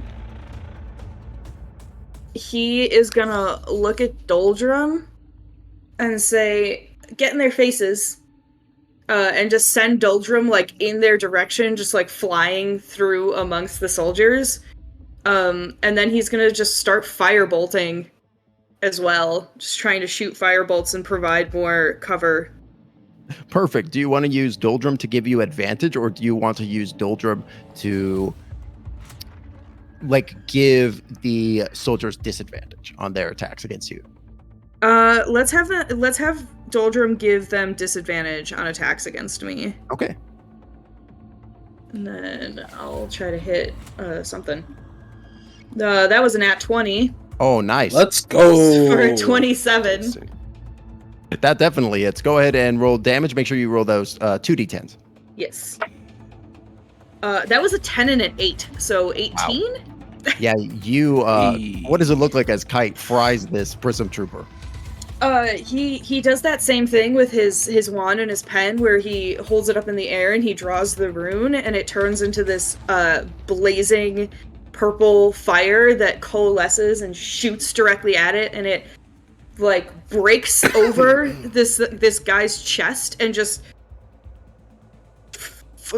scorches him out of existence. Perfect. Yeah, it almost as if like the fire bolts combining with the hard light armor, like Indiana Jones, fucking Raiders of the Lost Ark. Just the guy melts inside of his armor, like the flesh melts off of him. Exactly. Kite, after that happens, is like, "Ooh, that was a little intense." Oh, amazing! Yeah, the other Prism soldiers feel the same, and they both drop their weapons, and the remaining two ones drop their weapons, and they just run off towards the town center, away from y'all. That's fair. That is going to make it Lux's turn. Lux, you are creeping through city alley streets, attempting to avoid passerbys of Prism troops. What do you do? I'm gonna cast hide. I'm gonna use hide, and I would like to. If I notice Cal also coming out, she's gonna switch what she's doing to tailing Cal. Sure. Yeah. I think that's fair to say that like you spot Cal while you're walking through the city streets, like avoiding. Go ahead and make that stealth check as you're thinking about. Okay, I'm worried. All right. Oh my god. That's 10. That's a that's a 10. You see Cal step out from an alley, and as you're doing so, you peek your head out, and in that moment, a Prism trooper rounds the corner, a red one, and is just literally face to face with you in that moment. What do you do? So in this moment, I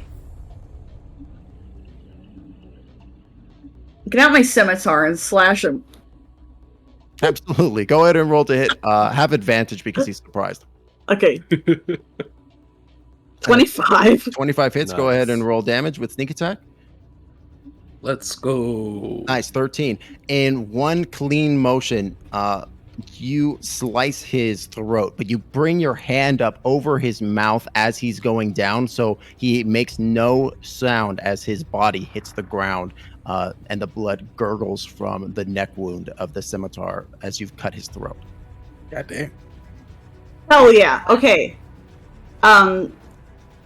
Is there anywhere for me to I was thinking about, Assassin's Creed, hiding the body, but then I thought about, well, is there any possible way I can push this out into the open? I guess I'm not probably on a building or anything, but, is there any way I could, I don't know, make a show out of this? I mean, if you want to put the corpse into the middle of the road, you can definitely do that. Just desecrate that body, dude. Yeah, absolutely. Oh. Okay, what I'm gonna do is I'm going to reach into my pocket. I'm gonna pull out a ribbon.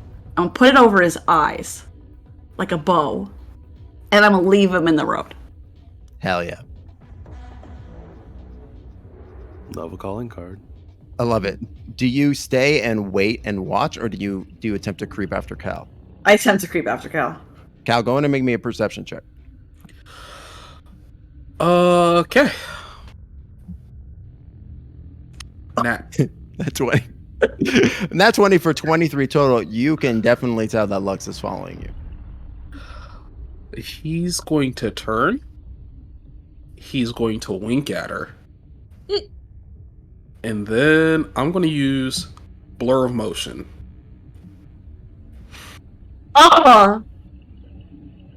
Bitch! Oh damn! He's gone. Cal winked out of existence in a flurry of sparkles. Oh, a sparkling idiot! Oh my god! Listen. We all have our own levels of how dramatic and flair we are. We're very dramatic. This is a group of theater kids, okay? Basically. So Cal, a theater kid. Yeah, you are. You're a dramatic type. So Cal, now invisible. What do you do next? now that he's invisible, he is just going to keep tearing through like the streets of the city, just running, trying to get to the square, because he knows that they are absolutely just using Sal and Wit as bait to get him, and he's going to play right into their trap. Yeah, absolutely. Do you burn any additional psi points to increase your movement speed for this turn, or do you just dash as far as you can? I'm going to dash as far as I can. Okay. Yeah. So you get pretty far into the town. You feel like in a little bit, in a few more short bursts, you should be at the town center. Lux, I'm gonna say go ahead and make me a perception check as you attempt at disadvantage as you attempt to continue to like perceive Cal.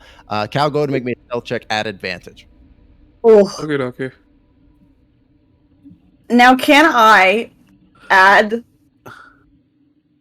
it with Itzel with me? Ooh. Oh.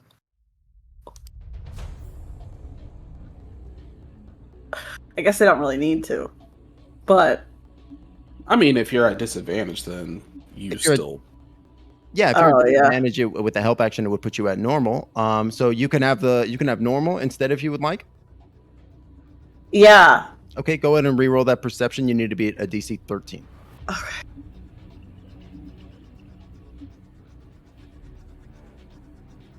$15. Okay, so you don't spot Cal at first.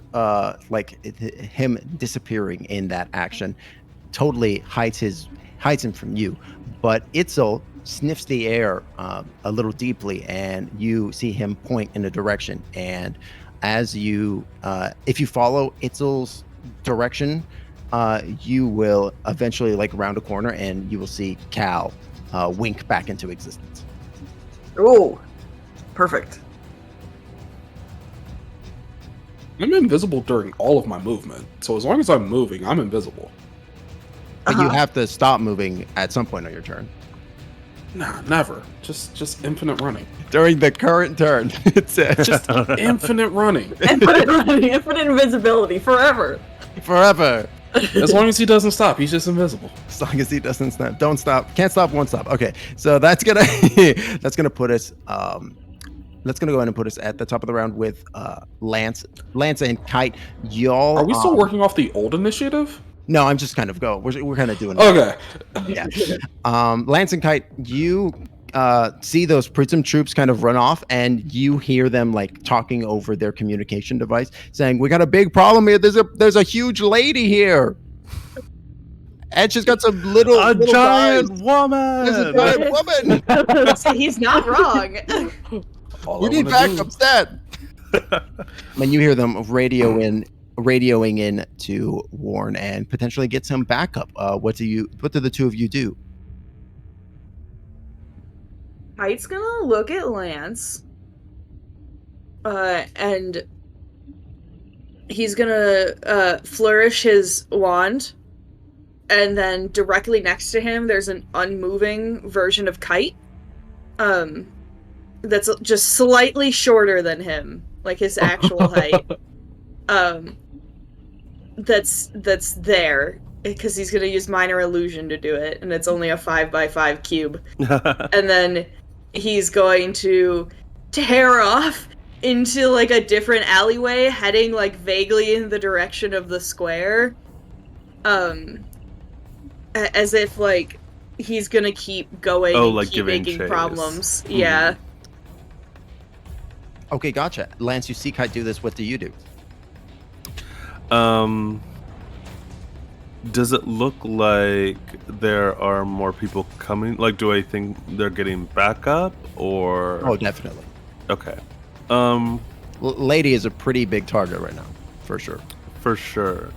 In that case, I'm also gonna do a minor illusion. And I'm gonna use it to amplify my voice. Yes. And what is it gonna be? It's gonna be so obnoxious, but it's gonna repeat for honestly, it's gonna be for the duration, which is 1 minute.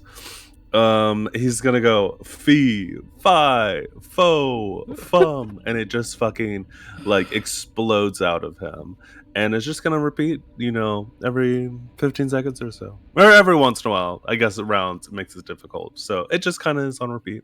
That's really good. Go ahead and make a deception, either a deception or an intimidation roll as Lance does this. Hell yeah. A 12. 12. Is Lady helping me by being terrifying? Yes, go ahead and make that with advantage. Let's go. A 15. Let's go.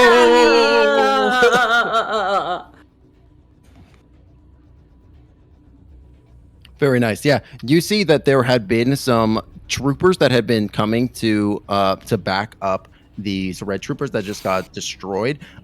You see that there were some more red troopers coming, a few of the blue prism troopers, and then a couple of Leviatar Oh shit. Okay. agents. But the Leviatar and the red troopers, they all look terrified by this booming voice. But the blue prism agents look uncowed and continue to march in your direction. What do you? So that would have been your action. You still have movement. What do you do next? I'm gonna get up on Lady's shoulder. So we'll do. She'll help me up. Object interaction. Get up on her shoulder. Hell yeah, like Iron Giant, just picking you up and put you on the shoulder. Perfect. And then I assume she takes off in a direction? Yeah, not heading directly to... would Kite like a ride? No, Kite's the real running. Kite? Okay. We're gonna head not, like, away from the... So, like... We're not running away from the town center, but more kind of like parallel to it, Sure, yeah. I'm almost imagining you're going in a similar direction that Kite is, except the opposite side, right? So essentially, if he ran left, you're running right? Yeah. All right, perfect. Yeah, that is going to make it. So Lux rather had followed Cal up the street. Well, let's go back to Cal. So Cal, you you're about a movement or so a distance away from the entrance of the town square. You can see that there are a few guards that were at one point dotting the perimeter of it, but you see on the side that you're approaching from, the guards seem to have been pulled away at reports of a giant woman.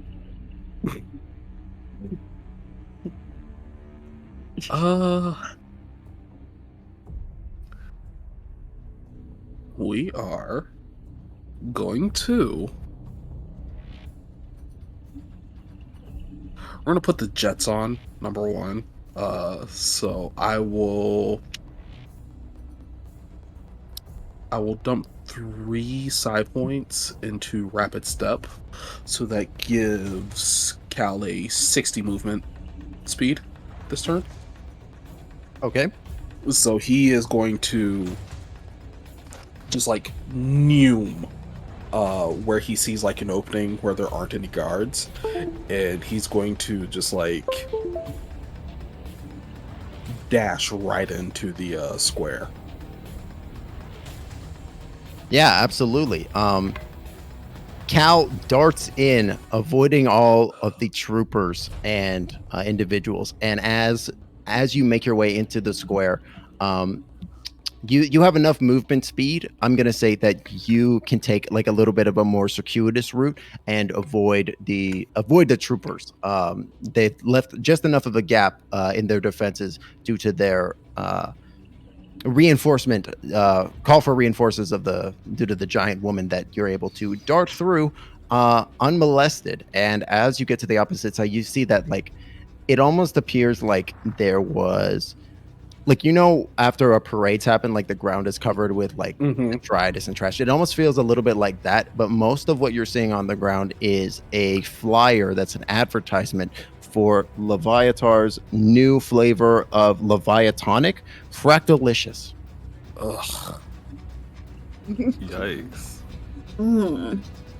he like grimaces at that.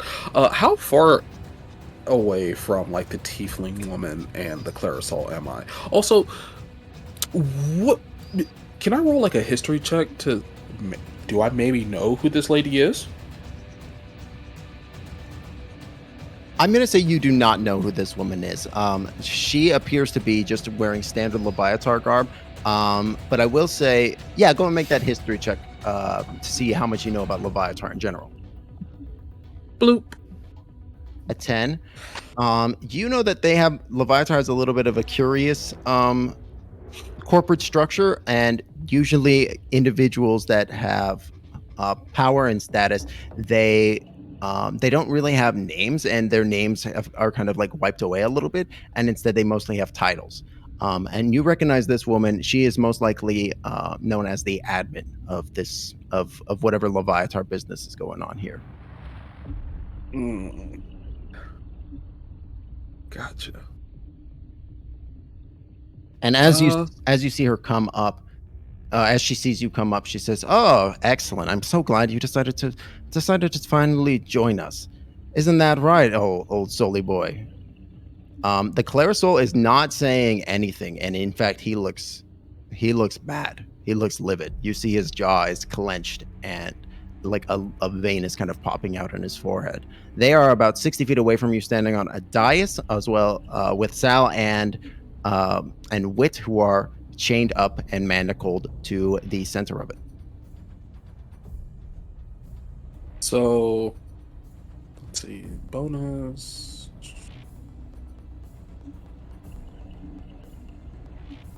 I could take a dash action to get to them. Right? You could, yeah. That was just the end of your regular movement to get into the space. Yeah, let's send it. Cal's just gonna we're gonna take that dash action, and he's gonna get right up there, and he's like, "Hey, so heard you were calling for me. Why is he so angry?" Oh wow, you're as fast as they say you are. She kind of laughs to herself. You know, when we had the factory explode, we figured it was just bad luck. Making new products with weird materials and stuff. You never know what might be explosive. And she laughs again to herself.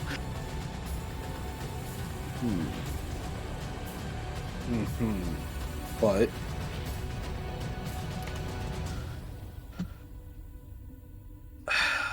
he had mentioned that he heard a person talking in his head on the ship, and I'm a pretty learned individual, and she leans her glasses down so she can look over the rims of them at you, and she said, "And I always try to keep abreast of the highest bounties, and wouldn't you know it, highly explosive with starite and can speak in your mind. There's only, well, there are maybe a couple, but after we looked at the crew or at the customer manifest, we thought it was pretty obvious. And guess who else we found?" And she kind of gestures up at the other bounties that are being displayed.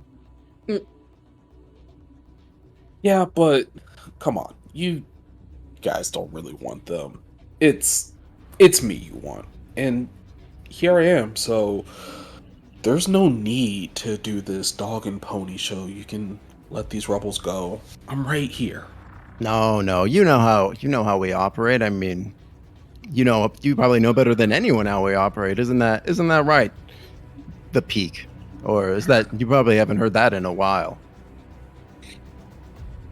Who? The Clarasol looks over at the admin like this is the first moment that you don't see.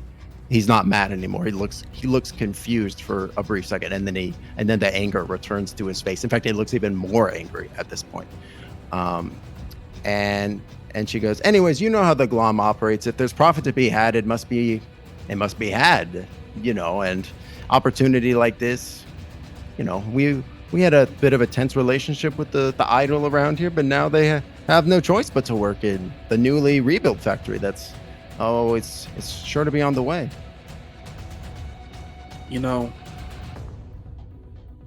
If you're as smart as you say you are, then you would know that really bad things happen around me. and you don't want to do this. When you say that, the Clara Soul like takes a step forward, like he is about to jump on you. You see like him go to attack you, and the admin puts a hand forward, and she goes up, up, up, and you see him stop for some reason. You can see him straining, like he would like nothing more than to deck you in this moment. But he pulls back, and she goes, oh, I'm sorry, my friend here is so eager, so excited. No, this is simply business, unfortunately. But I appreciate you giving yourself up like this. Why don't you go ahead and drop your weapon, and I won't have to sick my friend here on you. Can I do something? Yeah. So Lux, you're seeing this all play out. Maybe while you're climbing up a building, or while you're doing whatever. What do you do in this moment? I'm pulling up the hand crossbow. I'm gonna try to shoot the fucking tiefling lady. Yeah, absolutely. You are outside of normal range at this point, so it will be at disadvantage, but you are currently hidden. So, well, actually, go on and make me. Can I dash? Dash? If you dash into the middle of the square, you will no longer be hidden. It wouldn't be in the middle of the square. It'd be like close enough to. It would be still within. Maybe in the crowd.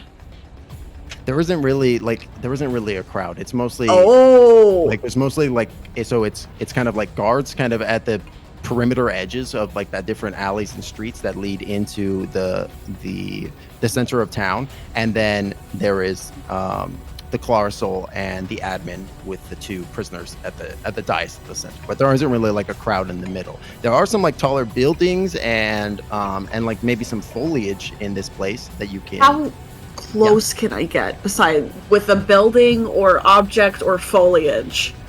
Yeah, as my cover. There definitely is some places that you could dart between. If you wanted to get like a height advantage, you think that it might take you a little bit of time. But Cal's been talking for a minute at this point with the admin, so we'll say that you can make a couple of moves around the perimeter if you want to, like move from the top of the buildings to try to get that advantage. Yes, that's what I want to do. Perfect. Yeah, go in and make that stealth check as you try to move about.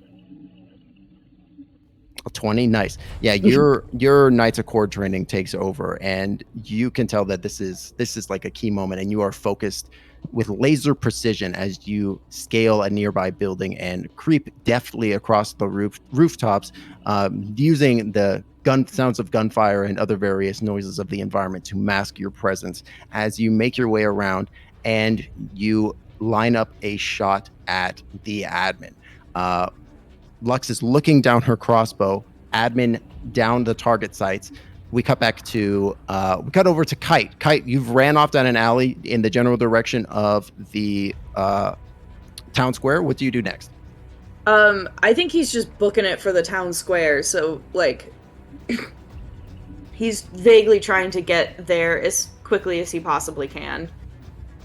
Perfect. Yeah, I think. Are you trying to avoid people? Like, are you trying to go stealthily, or are you just given all haste and you're just like, I'll just run from the guys? He's just running. Okay, yeah. you just gun towards the square, towards the square down another alleyway, and you see you hear like some shouts as you run past a couple of patrolling guards as they spot you, and as you're approaching, you do see there are a couple more guards that are kind of like lying in wait at the entrance of the street, like protecting the entryway. What do you do? Well, I have a thing called Feline Agility, which when you move on your turn in combat, you can double your speed until the end of your turn. So I'm gonna try. Does this count? Can I try to just double my speed and like essentially go 120 feet in 6 seconds into the square? Like just be going so quick that they can't catch me?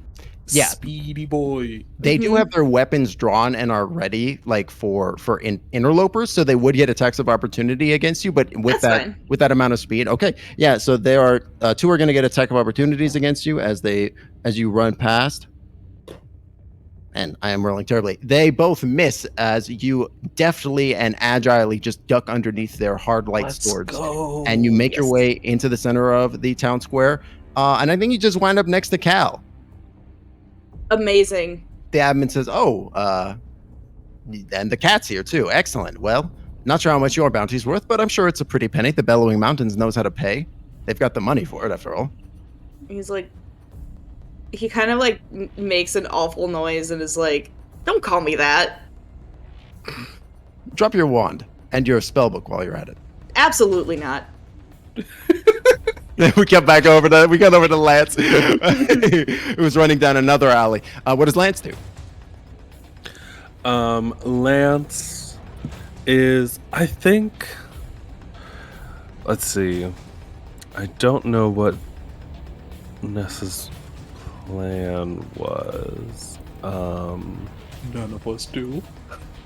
And We're all just hoping this turtle man does something. let's see. He basically wanted you to distract them as long as possible, so that way they didn't have a reason to kill them. Yeah, definitely. So with that, I guess I'm just gonna I'm just gonna keep firing firebolts. We're doing circuits on the city. Sure. Are you trying to pull more agents away from various spots? Yeah, I think that's really the goal. Is I have no idea what the plan is from Ness, but I'm I can make a mess. I love mess. Oh, yeah. So I think that's what Lance is just gonna really commit to doing. Perfect. Yeah. Go ahead and just make me. I'm trying to figure out what kind of check I want here in this moment, as you're just trying to Performance. Yeah. Go ahead and make me a performance check. I love that. With the help of my big friend. Yes. Go ahead and roll that with advantage. A dirty 20. A dirty Let's 20. go. Yeah, you are fucking shit up in the town. You are setting fire to banisters. You are knocking over fruit displays and apples or their equivalent are rolling into the street, and then the guards are tripping on them, and you're gleefully running from them. Very Aladdin shit is happening right now. And just as you're darting away, you hear them saying, "We need more reinforcements, quick!" And the three of you in the town square can see even more guards peel away from their positions as they head off in what you assume must be the chaos of Lance. And I think that in this moment, Lady and I are starting to get into kind of the flow state of just causing chaos together. And this is, relatively untraditional battle. So we're kind of we'll switch back and forth on whether Lady is giant or if she'll become smaller, and it literally is just a matter of it is that kind of Aladdin sliding up and down buildings, and suddenly absolutely. there's a giant monster in the area again, and just continuously popping up and then disappearing. Lady gets small and then jumps into a barrel and becomes huge, and the barrel explodes. Exactly. Like that. Yeah, absolutely. Amazing. All right, awesome. So I'm going to say in this moment, because I know Lex is wanting to take a shot, let's go ahead and actually roll for initiative, and we'll get a proper combat underway. Okay.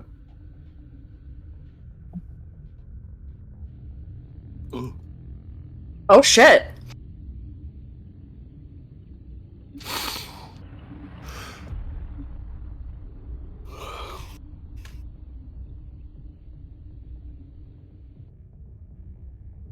We'll go ahead and call this session here, actually, and we will pick up at the start of this combat in Stomachton for episode 1. Hell yeah. Thank you so much. Episode 1 literally starting with a bang. Oh, I love that. Come on, yes. Oh my god, this is gonna be so fun for us to all describe what we're doing right at the top of episode 1. Yeah. We're gonna have so much time to think about it. Yeah, Oh my that's gonna be great. Since we're doing this as a recording, let's have everybody go around and just outro real quick, so that way they can know where to find y'all at various places. Werewolf, why don't you go first? Hello. My name is Wherewolfbf. Once again, my pronouns are they, them. And you can find me basically everywhere as Wherewolfbf. I have been working on doing a lot more stuff in the AP space. So aside from being able to find me here basically every Sunday on Timbo's channel, I'm going to be working with some other people, including Dice Fiends with their R Sparks Ignited and MTG interstitial campaign. And you can find me Twitch everywhere, all good stuff. I'm so excited for that. I cannot wait. All right, I excellent. know. Galaxie, that's going to next. Yeah, hi, I'm Galaxie. You can find me on YouTube at GalaxieBot. If you check out that, that'll be there. You can also find me on TikTok, where I make all sorts of D&D and TTRPG related content. A little bit less lately because I'm trying to finish my book, which I will give more information about later. But those are the main places you can follow me. And if you want to follow me on Twitter, I'm usually being a nuisance on there, at JustGalaxieYT on there. Awesome. Can you give us the title of the book? No. Damn it. Next, maybe in 2 weeks. Who knows? Maybe. Next we have Raich. Hi, I'm Raichkyu. My pronouns are she, her. You can find me on twitch.tv/Raichkyu, typically on Thursdays, Fridays, and Saturdays. Beautiful. And last but certainly not least, we have Domino.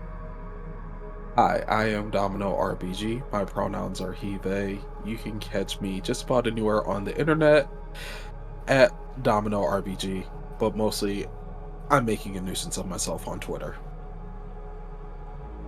Amazing. All right. Thank you so much, everybody, for being here. If you enjoyed the show, make sure you drop a follow. You can also buy Stream Loots packs for all that good stuff. But yeah, thank you again, everybody. We'll be live in 2 weeks on Sunday, the 14th of May. So I hope to see you there. It's gonna be a hell of a bang to start off with. All